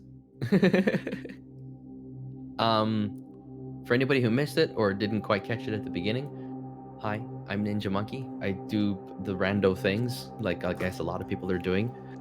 More specifically, I'm basically an actor without a stage. You probably could tell by all the weird facial expressions I'm making. I'm a living cartoon. Been doing the video graphic thing for a good 20 years. And I gotta say, just looking at Vicky's stream right now, this takes a lot of work. I can see what she's doing. She's got the soundboard going on. She's got all the other overlay guys. Like, this is nuts. The amount of effort and work that goes behind the stream is very impressive. And I actually even want to ask her how she's done a couple things. But hey, Ninja Stream. The video graphics thing basically just been working. Like, I learned how to play with green screens on old school panels, like the old analog sets that they used to, that I mean they still use for some newscasts. I've been playing with that kind of stuff since high school. Been playing with video editing and broadcasting stuff since then. Graphic design stuff, Photoshop, Illustrator, working with that kind of stuff, restoring old photos, logos, things like that. So even coming from that background, coming from that kind of experience, yeah, legit. Colleen, yeah, she's puts a ton of work into this. She was telling me ahead of the stream, she spends upwards of 2 hours sometimes getting ready for these ones. I believe it. Like, yeah, definitely. And I said, I was like, I admire your preparation. And she's like, just starts laughing, and I'm like, no, seriously. 2 hours, that's crazy. That's really, really cool. She's fantastic, honestly, guys. And thanks for having me, and thanks for being so welcoming too. I mean, this entire community, Vicky's community, is just wonderful. You guys are fantastic. Yeah, I can see that, Colleen. And you're pretty wonderful yourself too. I haven't been by your stream very often because I have a hard time. For anybody living across the pond from me, I mean, I'll do what I can to catch your streams. I know at least a couple of you. But you've probably seen me show up, and you've probably seen me say this before too. If I'm in your stream, at least if you're on Vicky's side of the planet, then it's probably because I'm lurking at work. So I'll probably ask you a question and then go dead quiet when you answer it for like 10 minutes, and then come back and be like, hey, what was the answer to that? Because I had a student ask me something. Hi, Vicky. Hi. Hi, guys. How was your little break? It was fun. And yes, the answer is yes, Dana. Those are me. There's a couple guitars in there, ukulele, and a bass. Vicky is confusion. No, we were talking about you, Vicky. Talked about me. How amazing you are. Oh, shush. Ridiculous. Right, let's get back to stuff. Stop complimenting me, god damn it. Ew. Don't do compliments very well at all, but thanks, guys. Yeah, let's get back to adventuring before I get too British and awkward. Right, the tunnel turns sharply to the right, continuing east for as far as you can see. Thrum stops and tells you to halt as well. He turns his head slowly from side to side, listening. I hear footsteps coming down the tunnel towards us, he whispers. Draw your sword. You both crouch down to hide in the shadows, and not a minute too soon. For a moment later, you see the silhouette of two armed figures approaching. Thrum jumps up and dashes forward, screaming a loud battle cry. There are two cave trolls in front of you. Thrum attacks the first one with his battle axe, and you run to his aid, attacking the second cave troll. So we've got cave trolls now, guys. The cave troll, you've only got to attack one. Cave troll has a skill of 10 and a stamina of 11. Woo! Crikey Nora. Oh boy. Sorry. Skill of 10, stamina of 11. Skill of 10, stamina of 11. Let us go! Oh boy. My rolls. Big rolls. Since Dr. Ram came in, my rolls have been terrible. I got and mine have been fantastic. That was a 20. 13. You hit the troll. Yes. Remember, you can use luck to do more damage if you want to. Mm-hmm.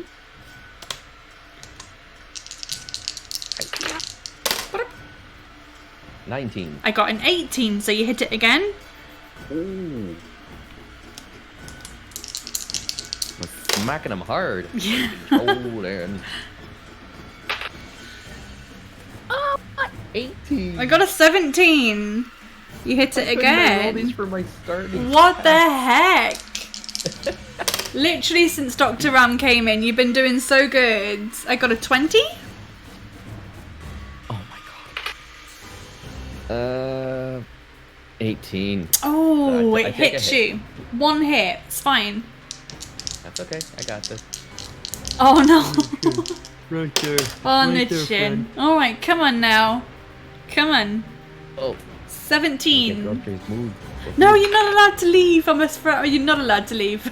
Oh, 15. Alright. Shouldn't have been taunting him like that. No. I got hit in the face. Okay. Don't leave. I'm gonna die, Ram. 15. 17. Just the threat of Ram leaving and my dice are starting to go. Just throw in the game. Throw in the game. We're gone. We're done. We're done here. Okay.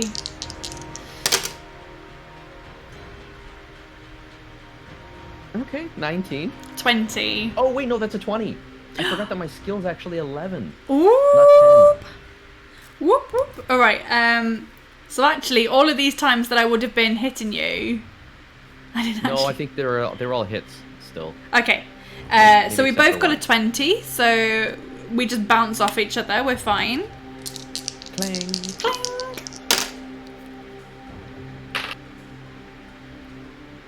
A 15. 17. So, oh yeah. Okay, I got a 15. Cool. So you hit it. It's on 3 health. 3. Almost. 18. 17. Oh, that extra point. It's on 1 health. Me there.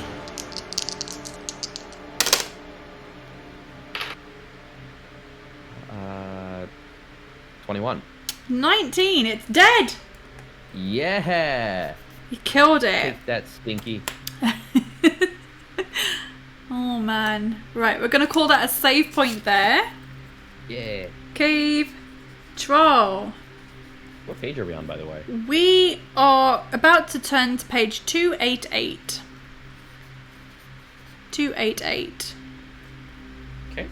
And you've made it to 1 hour, 23, 27 seconds.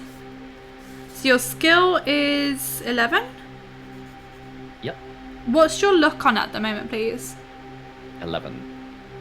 Your luck is 11? Wow. Yep. How many provisions do you have? 9. Okay, you're in a very good position there. Very good indeed. So we're going to page 288. 288. Can I take a moment to eat a couple provisions? Absolutely. Right on. You look to your left and you see Throm standing over the cave troll that he has slain. Blood is pouring out from a deep cut in his shoulder, but it doesn't seem to worry him as you chomp on your provisions. You search the bodies of the cave trolls but find nothing apart from a bone ring on a leather cord hanging around the neck of one of them. The ring is engraved with a symbol which Throm recognises. He explains that it must have belonged to the druids of the north and that an ancient talisman such as this will increase your powers if your body can accept them. Throm won't touch it and he advises you to leave it alone too. Do you want to put on the ring of boning, as we've come to know it, or would you rather leave it and continue east? So the ring of boning or continue east? Ring of boning. I ended up putting on the necklace, right? Oh yeah, that was where my extra skill point came from, right? Colleen. I should actually write that down. Let's bone. Let's bone. Let's do it then. Okay, page 64. Would have been so good if it was 69, but it's not. It's 64. As soon as you put on the ring, your whole body starts to shake. Roll 2 dice. 2 dice. Yep.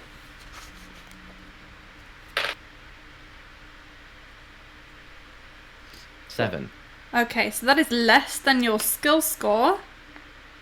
Turn to page 115. Your body continues to vibrate. And you feel like you're about to pass out, but your strength is great and you manage to withstand the tremendous shock to your system. Finally, you calm down and begin to feel the ring's beneficial powers working on you. Add 3 to your stamina. Whoa, I can't. I'm maxed out already. Oh wow, okay. You see Throm looking at you anxiously and you reassure him that you're fully recovered. He strides off east and you follow him eagerly. Turning to page 221. 221. Okay. 221. The tunnel leads into a damp, high-ceilinged cavern with a rock-strewn floor. Long, dripping teeth-like stalactites hang down threateningly, their constant dripping creating milky pools on the floor. The tunnel carries on through an archway carved into the shape of a demonic mouth. Do you wish to search the chamber or head straight for the archway?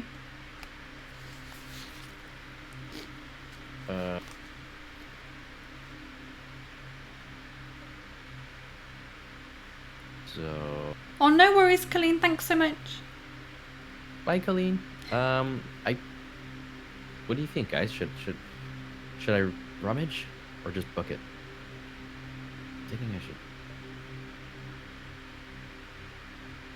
I'll just keep going. Just keep going. Page 60. I don't trust those stalactites.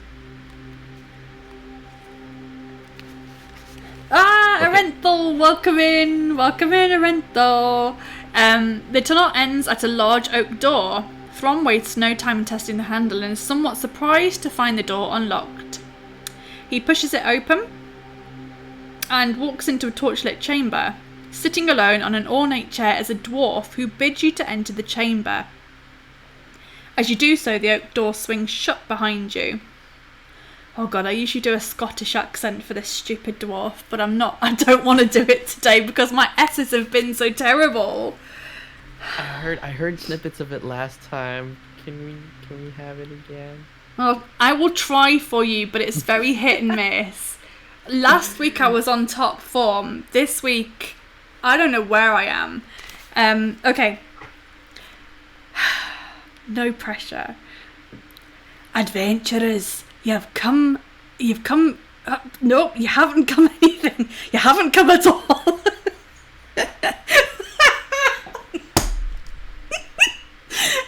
Alas, I'm going to say, if I do have to leave early, leave bugs alone, don't hide, but feed those who look in need, and you will find yourself with the choice of a scorpion or a minotaur. I went with the latter. I left shaky women in pain alone and used a gold piece as a price for a basket ride and a witch's distraction. You God, got I a... wish it was possible to pin a message. Dana says she got a British dwarf. British. Yes, well, like I said, it's very hit and miss. It doesn't always work out for me. Let's try again, shall we? Adventurers, you have done well to get this far, said the dwarf in a deep voice. However, as you both know, there can only be one winner in the Trial of Champions. As Trial Master, it is my duty to Baron Succonvit to let only the most able continue. Oh, God, the Scottish is so hard, though. Therefore, I must devise a test of wits and strength to eliminate one of you. Please do not attempt to dispose of me. It would be utterly pointless, for as you can see, there is no obvious way out of this chamber, and only I know where the hidden exit lies. Now, if you'd care to decide between you who will go first, I shall make the necessary preparations. Now you want a haggis. Okay. You look at Throm, suddenly angry that your effective partnership might soon have to come to an end. He leans over and whispers into your ear that you should try to kill the dwarf and worry about the exit later. Do you want to join Throm in attacking the dwarf, or would you rather persuade him to go through with the dwarf's test? How are you, by the way, Arenthal? That's pretty easy. Yeah. I've got itchy nose now. Oh. Arenthal Games, how are you today? I forgot to ask. I hope you're okay. So attacking the dwarf or persuading Throm to go through with the test? Let's try the test, I think. Try the test. 365. I'm alright. I had a decent Friday. You? Yeah, I'm good. I just think I've left my brain somewhere else. Colleen put it in the freezer again, to be honest. 365. You tell Throm that there's no point killing the dwarf, as you'll never find your way out of the chamber alone. You argue that an opportunity of tricking the dwarf might arise later, once you've found the exit from the chamber, so you intend to go through with the dwarf's test. You tell the dwarf that you're ready, and he beckons you to follow him, telling Throm to wait for his return. A secret door opens in the chamber wall and you follow the dwarf into a small circular room. He closes the door behind you and hands you 2 bone dice, telling you to throw them on the floor. You roll a 6 and a 2, which is a total of 8. The dwarf asks you to roll them again, but this time you must predict whether the total will be the same as, or less, or more than 8.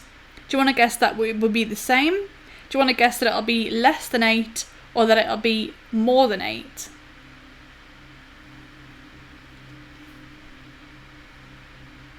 Most of my dice rolls are less, so I'm going to go with less. Less? Okay, you're going to say it's going to be less than 8. Turn to 191.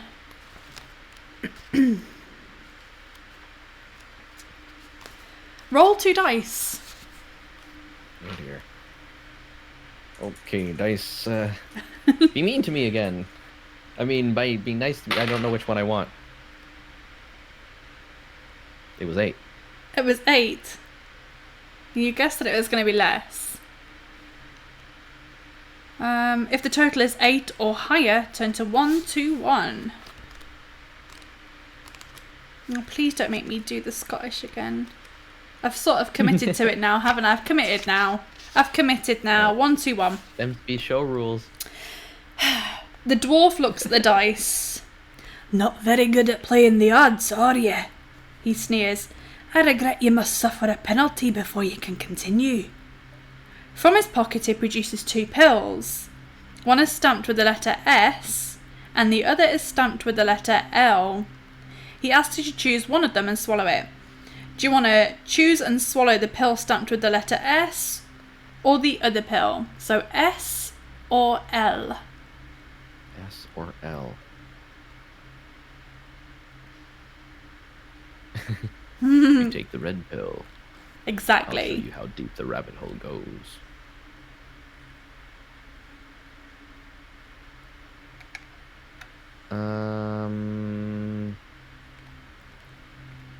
I legitimately just scrolled up to double check Dr. Ram's message. Nothing about pills in here. Okay. Huh.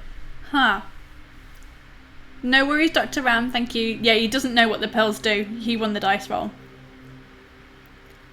Thank you so much for stopping by and also for giving your friend a lot of luck there. Thank you. But I hope you have a great day. Thanks for popping in. Let's take S. S. Page 26. Okay.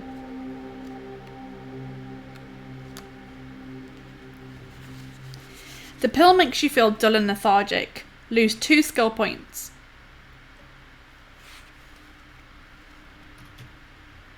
The dwarf tells you that you can now progress to the second stage of the test. He reaches for a wicker basket and tells you that there's a snake inside. He tips up the basket and the snake drops out onto the floor. It's a cobra and it rears up into the air, ready to strike you. The dwarf said he wants to test your reactions. You must grip the cobra barehanded below its head, avoiding its deadly fangs. You crouch down on the floor, tensing yourself for the moment at which to seize it. Roll 2 dice.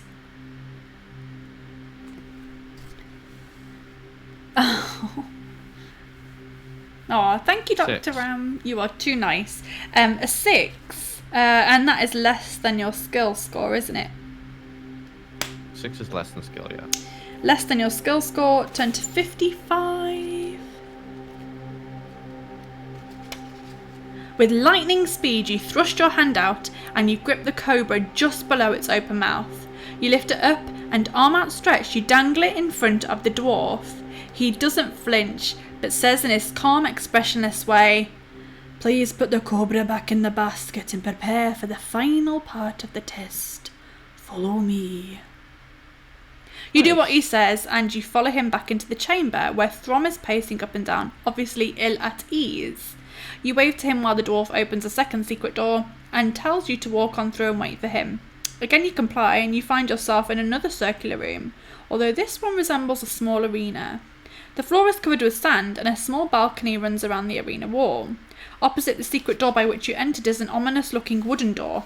Suddenly you hear a shout, and you look up to see the smiling dwarf standing on the balcony. He throws down 2 pieces of paper.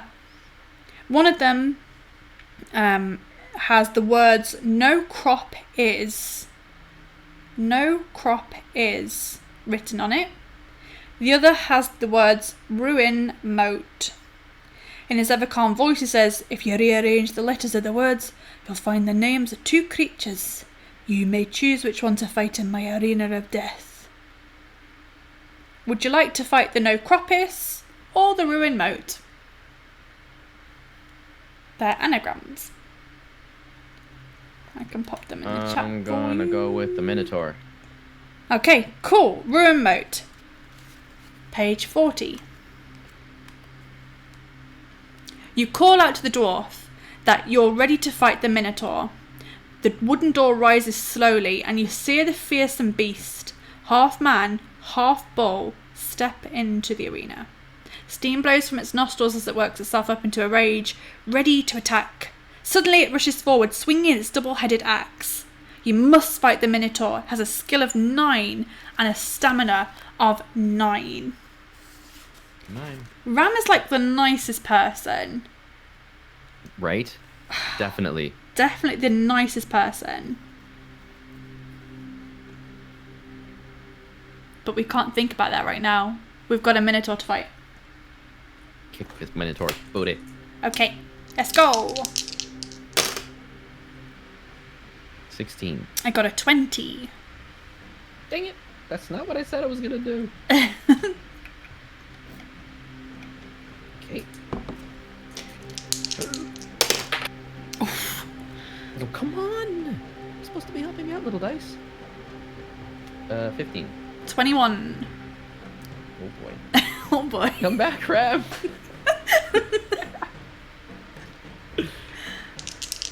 Okay.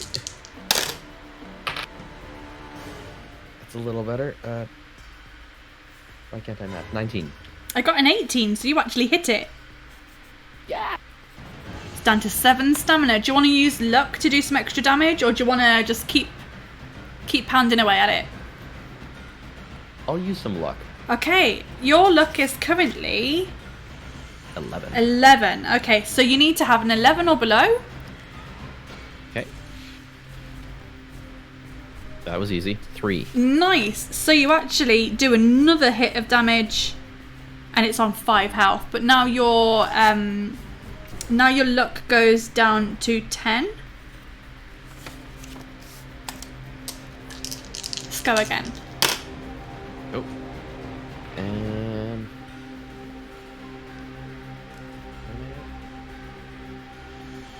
Oh, 16. I got a 14, so you hit it. It's on 3 health. Okay. Let's do another one. Are you looking it or just hitting it? Oh, I'm swinging at him. Okay. For 18. I got a 16, so you hit it. It's on 1 health.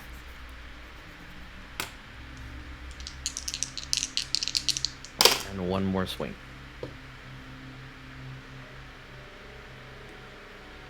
$17. I got a 15. You finish him off. I killed the Minotaur! You killed it. If you win, turn to page 163. We're going to pause that there. We're going to class that as a save point. You frickin' did it. We're going to head to 163. And you made it to 1 hour, 39 minutes, 35 seconds. You've got a skill of 11, is that correct? 9. 9. Lost a couple points. Ah, yes. You've got a luck of 10. How many provisions have you got left, please? 7. 7.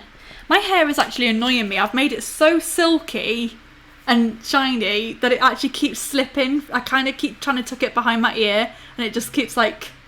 Kind of slides right out. Slides right out. It's annoying me. It's lovely to death almost. Yep, it's too shiny. Humble brag. brag. Yeah, but everyone, like, at the start of stream, people were complimenting me on my hair, so I'm like, yeah, it does look nice, but it's pissing me off. My hair is just so shiny. Gross. Humble brag. That ain't me. Right. Sorry, what do you... Take a moment to eat provision. That'd probably be a good idea here. You might want to hold off just a second. The dwarf calls down from the balcony, congratulating you on your victory. He throws down a sack into the arena and tells you to relax and regain your strength for the final part of the test. He walks off saying he'll return in 10 minutes. You open the sack and you find a jug of wine and a cooked chicken. Would you like to eat and drink the dwarf's offerings, or would you rather sit down and await his return and use your own provisions? Well, I guess that I'll eat the wine and the chicken, because that looks better than my provisions right now. We're going to turn to page 363.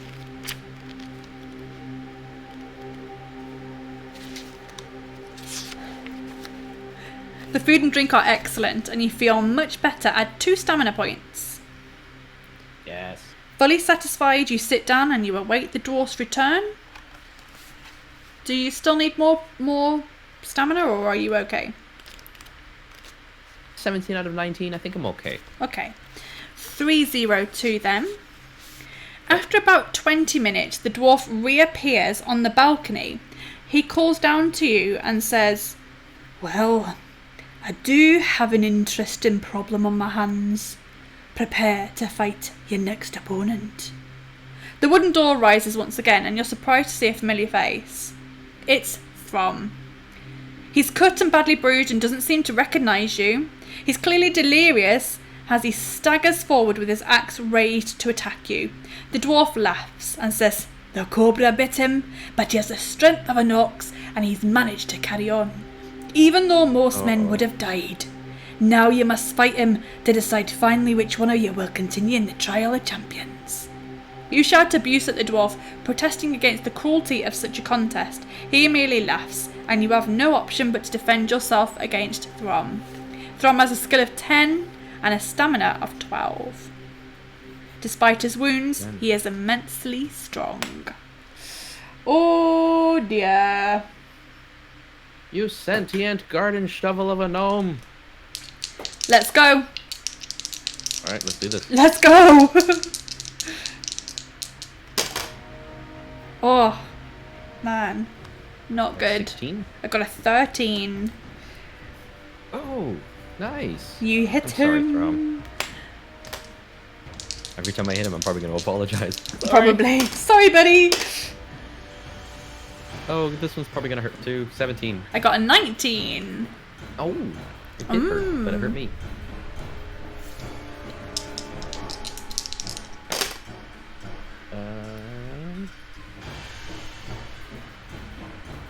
Okay.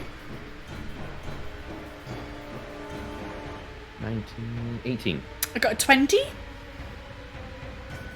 Sorry? 20. 20? Ah. Yeah, I rolled 2 5s. Right on. Oh, rubbish. Oh. Rubbish. Oh, that was a really good roll too. Like, oh my god. 20. Is it more than a 12? Yeah, basically, yeah, 20. Okay, there you go. You done some damage. Right on. Much for being good at math. 11. I got a 21. Ouch. Ouchie. Okay. Math goes out of the window when you're rolling dice, though. I go a little bit cross-eyed. Same. 11 again. I got a 16. Shoot.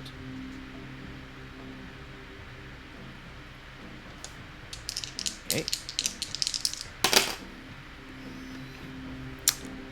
It's a little better. 18? 12. Yeah. He's on 6 health. Do you want to use any luck at all to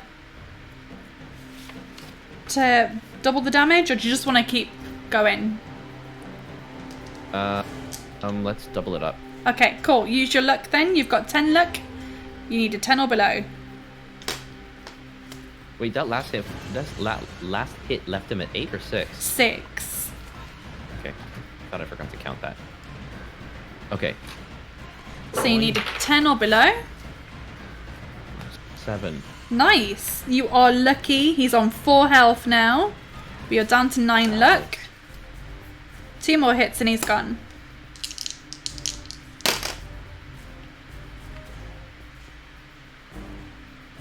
Oh, 14? Yeah. I got an 18. Ooh, okay.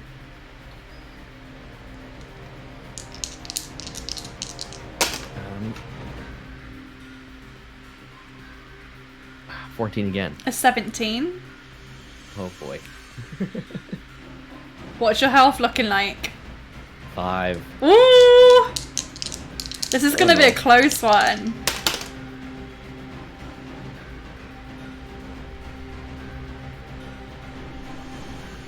$16? An 18. Oh no! Oh!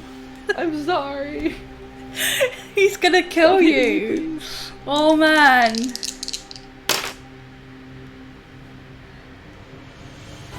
16? I got a 15, so you hit him. Oh yeah. There we go. There we go. Do you want to use luck, or do you just want to see if you can get this last hit in? I think I want to try my luck. Okay, go for it. You need to roll a 9 or below.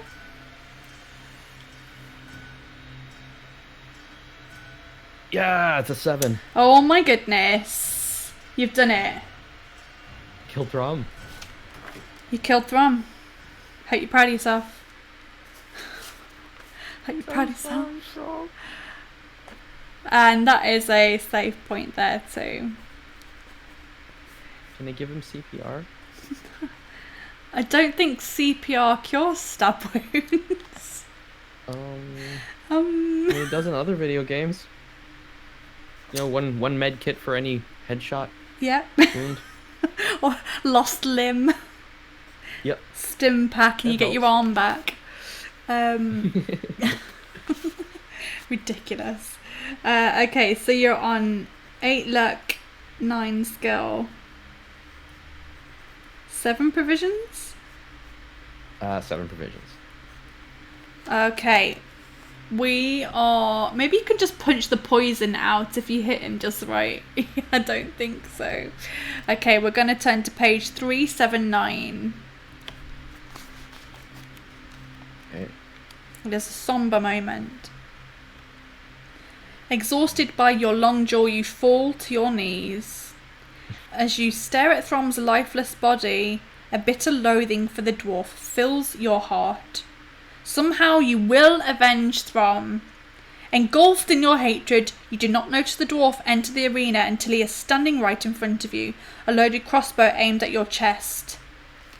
I know what you're thinking, he says calmly, but remember that only I know the way out of here. Get up. It's time for you to leave. Once on your feet, the dwarf indicates that you should walk ahead of him. Back in the chamber, he crosses over to the northern wall and pushes against one of its stones. A door-like section of the wall swings out, opening into another crystal-lit tunnel. With his crossbow still aimed at your chest, the dwarf smiles and says, "Good luck." Do you wish to walk straight ahead into the tunnel, or would you like to take a punch at the dwarf?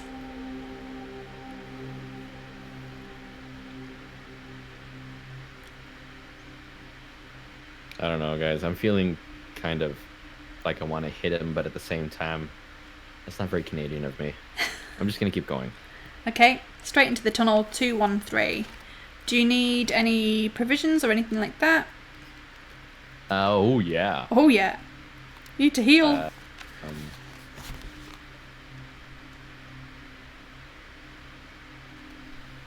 You can eat as many as you want right now. 3. Okay. 4. No, wait, I can't. 3 would be You said it was 12. 4 points per? 4 points per provision, yep.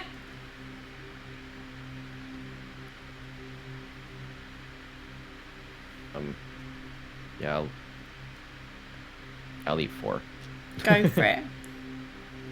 Okay, the tunnel soon divides into Provisions 2, and you hear you hear provision. You don't hear provision. You hear a buzzing sound coming from the western branch. If you wish to walk west to investigate who or what is making the noise, you can do, or you can continue north.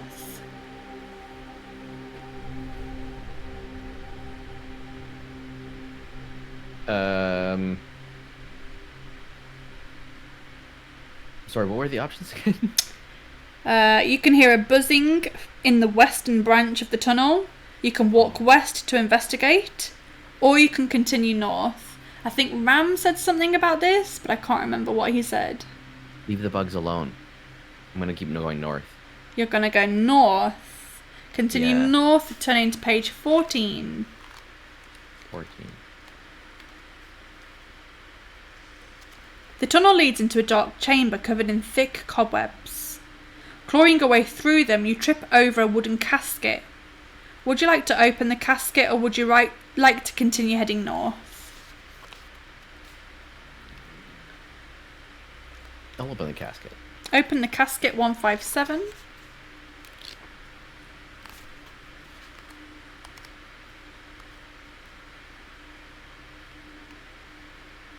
The casket opens easily, and inside there is a black velvet bag containing a large pearl. Add 1 luck point. A luck point. After putting the pearl in your pocket, you press on through the cobwebs. Turn to page 310. Excellent. 310. You reach the far wall of the chamber and see 2 doors. Do you wish to open the door on your left, or the door on your right? Left or right? Yeah. Where are you? 2 doors, left and right. Oh man, I've never been here. You've never been here? I've never been here. I'm checking my own map and I've never been here. Oh, how exciting.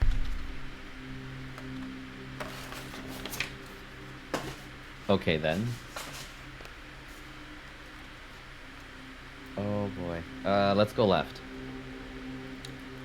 Finding a pearl sounds good. It does, doesn't it? You're going to take the door on the left. Turn turn to page 339. I'm excited now because this is uncharted territory for me. 339. Cool. Oh, I remember this. As you touch the door handle, I haven't been here.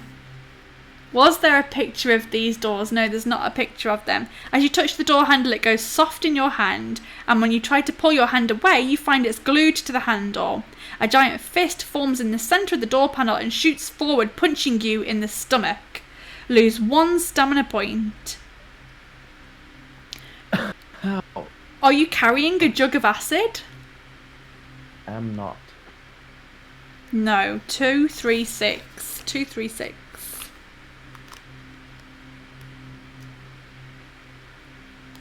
The fist reacts and prepares to strike again. With your free hand, you draw your sword and you try to cut the handle off the door. Although you do not recognise that you're being attacked by the fluid form of an imitator, you must attack it. As soon as you win your first attack round, turn to page 314. But the imitator has a skill of 9 and a stamina of 8. But you just need to win 1 attack round. Smack him once. Smack it once. Let's 16. go. I think. Let me double check that. Yeah, 16. I rolled a 15, so you already win 1 attack round. Turn to page 314. Let's see what happens. 314. I'm still going to keep the battle music on because I don't know what's going to happen. Your sword cleaves the handle, and being separate from its parent body, you watch the membrane shrivel away and drop to the floor. Having no other choice, you somewhat apprehensively turn the handle of the other door. Page 262. Okay. As in the door on the right side of the hall? Yeah. Okay. 262. The door opens into another tunnel running north. Ahead you see 2 stone fountains, one on either side of the tunnel, carved in the shape of cherubs. Water spouts from their mouths and cascades into small bowls at their feet. Do you want to drink from the left fountain, drink from the right fountain, or continue walking north? I'm going to keep walking north. Keep walking north, 368. 368. Leaning against the left-hand wall of the tunnel, you see a pair of bamboo stilts. They're securely chained, and you see a label attached to a padlock which reads, "The price of these stilts is 1 gold piece. Place the coin in the slot to release the lock." Do you wish to buy the stilts, or keep heading north? Buy them. You buy the stilts. So just remove 1 gold piece from your adventure sheet, and we're going to turn to page 165.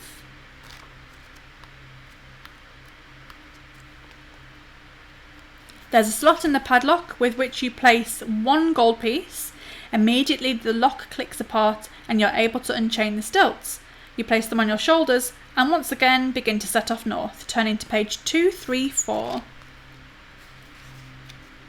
North to 234. A little further on you come to a section of the tunnel which is covered in thick green slime. It looks threatening, so you decide to test it first with a piece of cloth. The slime's corrosive jelly burns the cloth instantly, leaving no trace. Are you carrying a pair of stilts? Thank goodness, yes. Turn to page 183. 183. You climb onto your stilts and take a few tentative steps across the floor. Your confidence grows and you soon feel able to tackle the walk across the slime. Smoke rises from the base of the stilts. As the slime starts to burn them away, you plod stolidly on and finally reach firm ground again. Unfortunately, the stilts are still covered in the slime and you're forced to dump them. If you wish to go west from here, you can, or you can continue north. So west or north?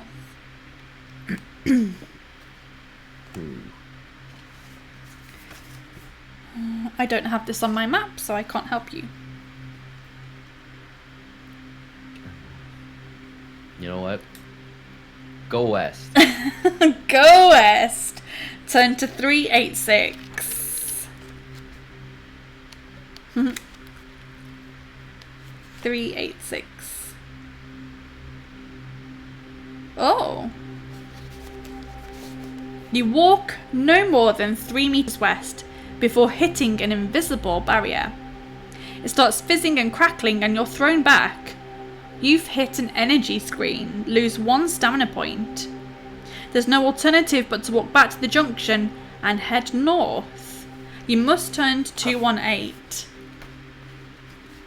Oh, Leo, how you doing, darling? Turn to 218.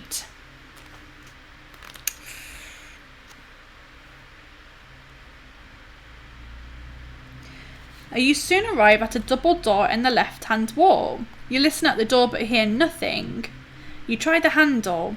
It turns and you open the left door slightly and peer through a crack. An armed warrior is lying face down on the floor of a bare room with smooth walls and a low ceiling.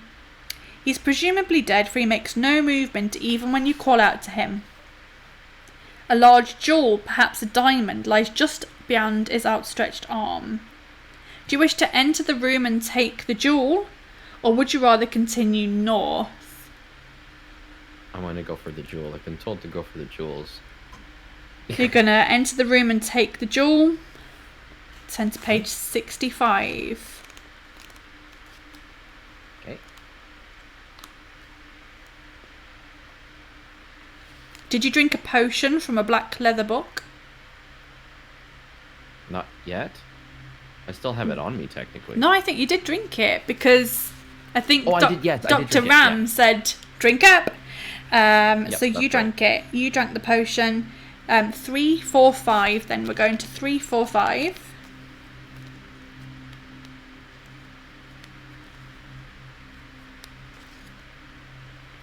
You're about to enter the room when the potion of trap detection begins to work, and you're filled with a terrible premonition of danger.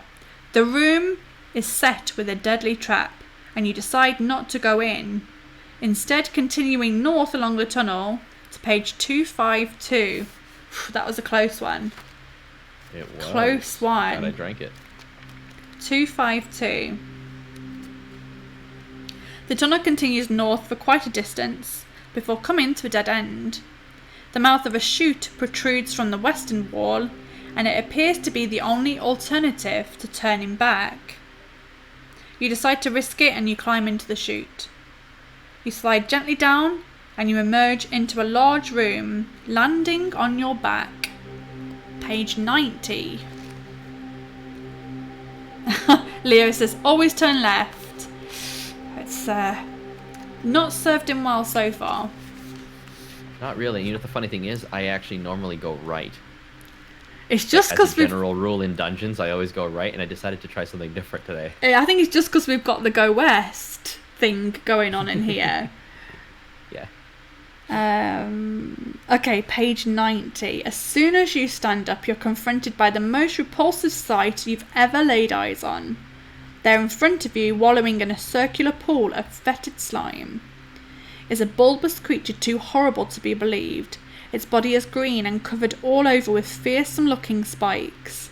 Its face is a mass of crimson blisters, one of which suddenly bursts open to reveal yet another of its many sinister, all-seeing eyes. A narrow path runs around the edge of the pool and leads into another tunnel in the far wall. Have you read about the loathsome blood beast in a leather book? I most definitely have. You I gotta have. shoot the eyes behind the blisters. Turn to page 172. somehow. 172. This run is going much better, isn't it? Yeah, I managed to extend that last life quite a bit. Quite a bit. It's the Gruffalo. Not quite. You remember the description of the vile blood beast and the warning about the toxic gas rising from its pool, so you cover your mouth with your sleeve and step forward with your sword drawn, wary of the blood beast's tongue. As you step around the side of the pool, it rolls forward and flicks out its tongue, but you're ready for it and you cleave it with one swipe of your sword. The beast howls in pain and stretches forward frantically, trying to clasp you between its blood-filled jaws. you start hacking at its hideous face in an attempt to pierce its real eyes. You must fight the blood beast, but as soon as you win your second attack round, you can turn to page 278. So you only need to win 2 attack rounds against the blood beast, but it has a skill of 12 and a stamina of 10. Oh boy. This is going to be a tough one. Yeah, definitely. Got 10 luck, 17 stamina. We'll see what happens. See what happens. Okay, let's go. Let's battle. Okay. 18. I got a 22. Oh. Sorry. How's a heck and roll? Okay. Double 5s, I'm afraid. Oh no. 12. I got a 19. Ouch. I think you're gonna die. No, I'm not. Not yet. I'm still alive. I'm still kicking. 16? 21. God, this guy hits hard. Yep.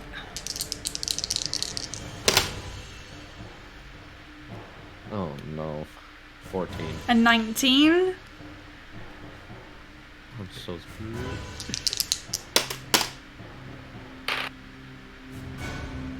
15. An 18. Sorry.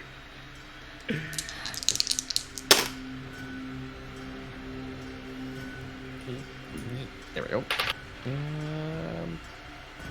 16. An 18 again. Yes, Case, normal service has resumed, but he does have a skill of 12, so Yeah. I don't even need to roll very high, really. Whooping me randomly. 17. 23. Oh my god. Oh no.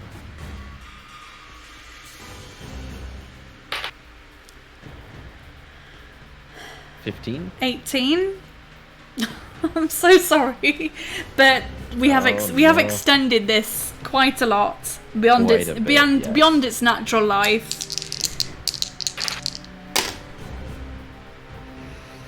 17.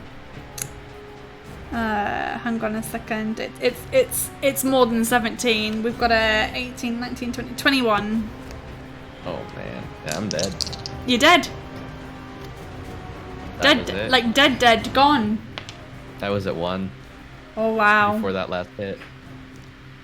Oh He took me dear. down really fast. That was just a swipe. That was very quick. And you only needed to win 2 attack rounds, and it Just 2. didn't happen. But you fought very bravely, and I think 2 hours and 4 minutes is pretty damn good. Let me just check where that puts you actually. 2 hours, 4 minutes. 204? You'll be 6th place on the leaderboard. That's alright. 6th place. That is not bad. That's not bad at all. 6th place. I think that's pretty commendable. 2:04 exactly. 2 hours and 4 minutes exactly. Blood Beast. Bit of help from chat. We gave you, yeah, quite a bit of extra help. But I'm desperate for someone to make it out, and so far no one has. It is hard, right? It's tough, hard. and adding the chance element to it definitely just adds a lot to the difficulty of getting out, really. Yeah. I mean, even if you make it to the end, it's not guaranteed you're going to get out. Even making it to the end is no guarantee. It's a really hard one. But that's why I picked this one to start with, because it's my favourite, because it is so hard. It's wicked hard. Yeah, but we'll be moving on to something that isn't quite so difficult in the future, I think. Still a good challenge, but nowhere near as hard. But hopefully someone will make it out of that one. Yeah. But thank you so much. I mean, one adventurer left, right? One adventurer left of this season, yes. So Kramir will be joining us next week, and he is our only hope of anyone making it out. Is that going to be at the same time? Yes. Like same day, same time. Same day, same time. Yeah, I don't expect you to get up at 6 a.m. to watch it. Do not worry. It will be on. It'll be on YouTube. Talking of which, I always forget to promote my YouTube channel. If you enjoyed this adventure, go and check all of them out on my YouTube channel. There you go. Finally. But everything gets uploaded there, and then we'll take a few weeks break, and then I'm actually going to launch the next one on my actual birthday, which will be on a Friday, not a Saturday. But that's what I decided I wanted to do for my birthday, is start the new season. So, yeah. That's awesome. That's what's going to happen. But it's going to take me a couple of weeks to get all the new stuff ready. But, without further ado, thank you very much for joining us today very early in the morning. I'm going to give you another shout out. Thank you so much for having me. That was a lot of fun. Remind everybody who you are and what you do here on Twitch, and I'll give you another shout out. Yeah, for sure. I am Ninja Munki, an actor without a stage, videographer without things to shoot, and a graphic designer without things to do. So I do things on Twitch instead because it's fun, and I play video games and hang out with folks. It is hella fun. I love being on Twitch. You get to watch me. Oh yeah, you Yes. get to watch me let the ADHD go let fly on Shuffle Sundays. Wish Wednesdays features me being a man baby because I can't handle horror games, and that's fun to watch. Oh man, and, I am terrible with horror games. I'm usually busy on a Wednesday evening, which is probably why I've not caught them. But I would love to watch you play a horror game because I'm a big wuss as well. It's fun. I am definitely a baby, and I've added sound alerts to it so people can now play screams and things to That's the scare best. the Jesus out of me. When I did when I played at Halloween, I did Amnesia, a machine for pigs, and we had all the scare alerts going off, and that was terrifying. And I ended up adding a pig alert, like a pig squeal, because I was basically ended up getting chased by a demon pig for like 2 hours. It was fucking terrifying. Oh my God. But it was great. Yeah, a machine for swearing case was there. I was like, fuck, fuck, no, fuck, I'm gonna die. But it was good fun. Like, I don't really like horror games, but Amnesia and Machine for Pigs was kind of like the top of my level. Like, that was about as much as I could handle without like completely bailing. I played the first one during Halloween. Halloween month. I haven't played any of the other ones. I think the first one looks way more scary than the second one. Dark Descent, yeah, it's pretty creepy. Yeah, I don't think I'm brave enough to go back for that. And then I also did Little Hope as well, the Dark Pictures anthology, and that again was a good level of scare for me. But I don't generally like horror games. I'm a little bit worried about the next one I'm going to try after what I'm playing at the moment. Soma, have you heard of it? Oh, I've heard of that. Yeah, good luck with that. I haven't played it. I'm a little freaked out by that one, but we'll see what happens. But yeah, the reason that I play. Sorry, Karen. No, I play with friends on Monday. Oh, cool. That's nice. Nice one. If you want to drop a link in for anything, or your Discord, if you've got, because I know you've got quite a big community stuff happening over there. If you want to drop a Discord link in, feel free. That's your Discord link. I don't have mine handy. Oh no, never mind. That's fine. I'm burping. That's just by reflex, I go to type it in chat. Don't worry. So the reason that Leo is saying actor is because Leo is one of the directors of one of the projects that I am voice acting on.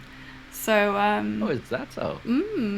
That's really cool. And it's a very, very cool project. It was one of the first projects that I actually auditioned for and jumped on straight away, and I was like, this is going to be amazing.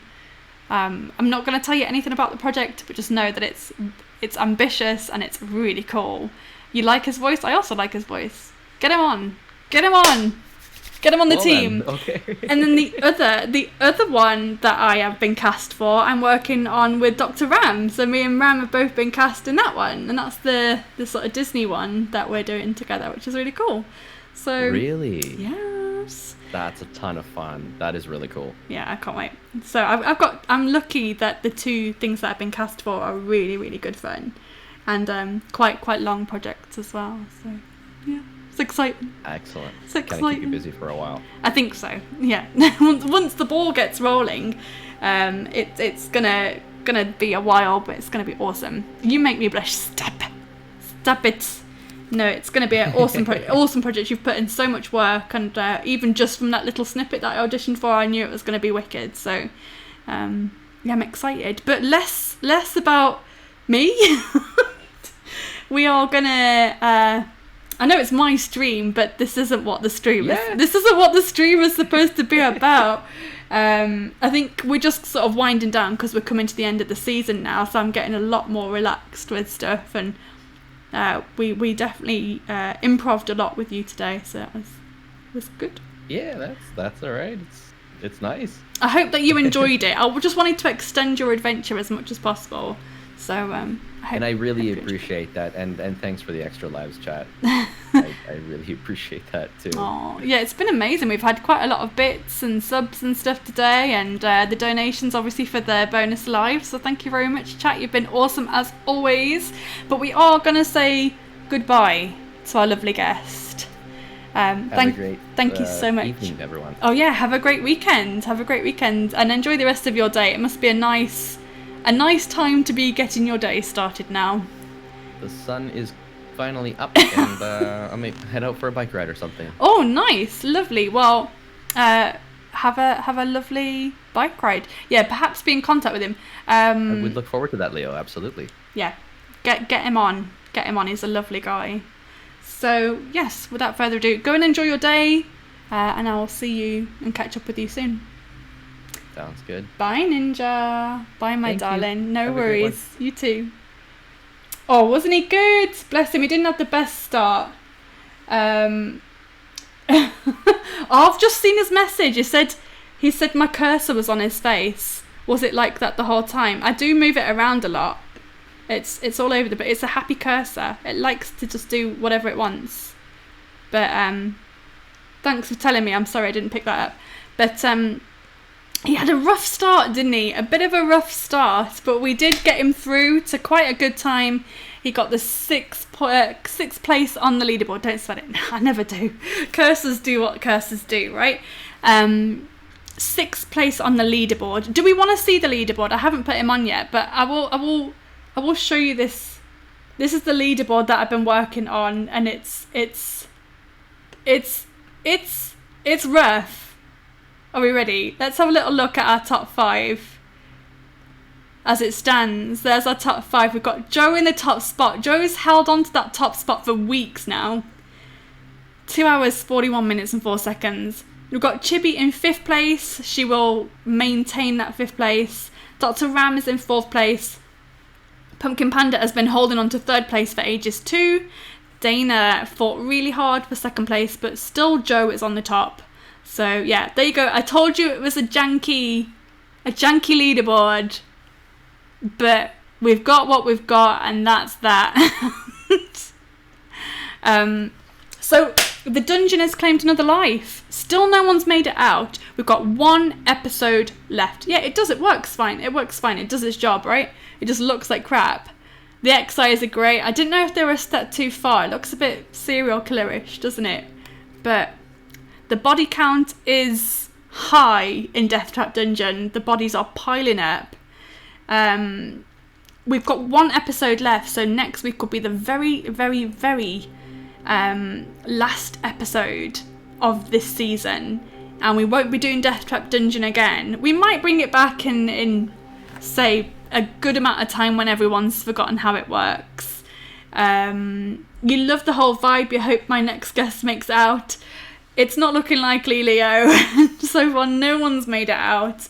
But it just means that we can bring this back for another season at another time and hope that someone will have another go at trying to get out. But we are going to change the book for the next season. We're going to change the book and have a completely different adventure set up so that people can come and do a different adventure. Yep, 1 more ghost to help Cremere, exactly. So Cremere's going to be the guest next week, and we wish them all the luck. Thank you to Sirenscape again for the wonderful sounds that you've heard today. All the music and sound effects are by Sirenscape. If you want to check them out, it's sirenscape.com. It's completely free to use. And thank you again to my guest Ninja Munki for getting up early on a Saturday to be here with us. But yes, Go and be free, guys. I'm not going to raid anybody. You know my deal. Go and be free. Go and consume some good content. Thanks, Corpsey. GG's. It was my pleasure. Ninja, it was an absolute honour having you on. I'm really glad that I could get you on and that you enjoyed it. If you enjoyed what you saw today, go and check out my YouTube channel. The rest of the season's on there, as well as 2 specials that we did for Halloween and Christmas. The Christmas one is still my favourite special that we've done. So go and have a look at those if you want more. If you want more just in your ears, they're good to listen to in the background as well. So go and give those a listen. And all my guests have been amazing, obviously. But that's what we're gonna leave it with. So I'll see you guys same place, same time next week for the very final episode of Deathtrap Dungeon. Thank you guys for being amazing as always. Thank you for watching. Thank you for tuning in. Go and have a great day. Go and be free. Go and be free. Goodbye. Bye, Arenthal. Bye, Ninja Monkey. Bye, Copsy. Go and have a great day, guys. Lots of love.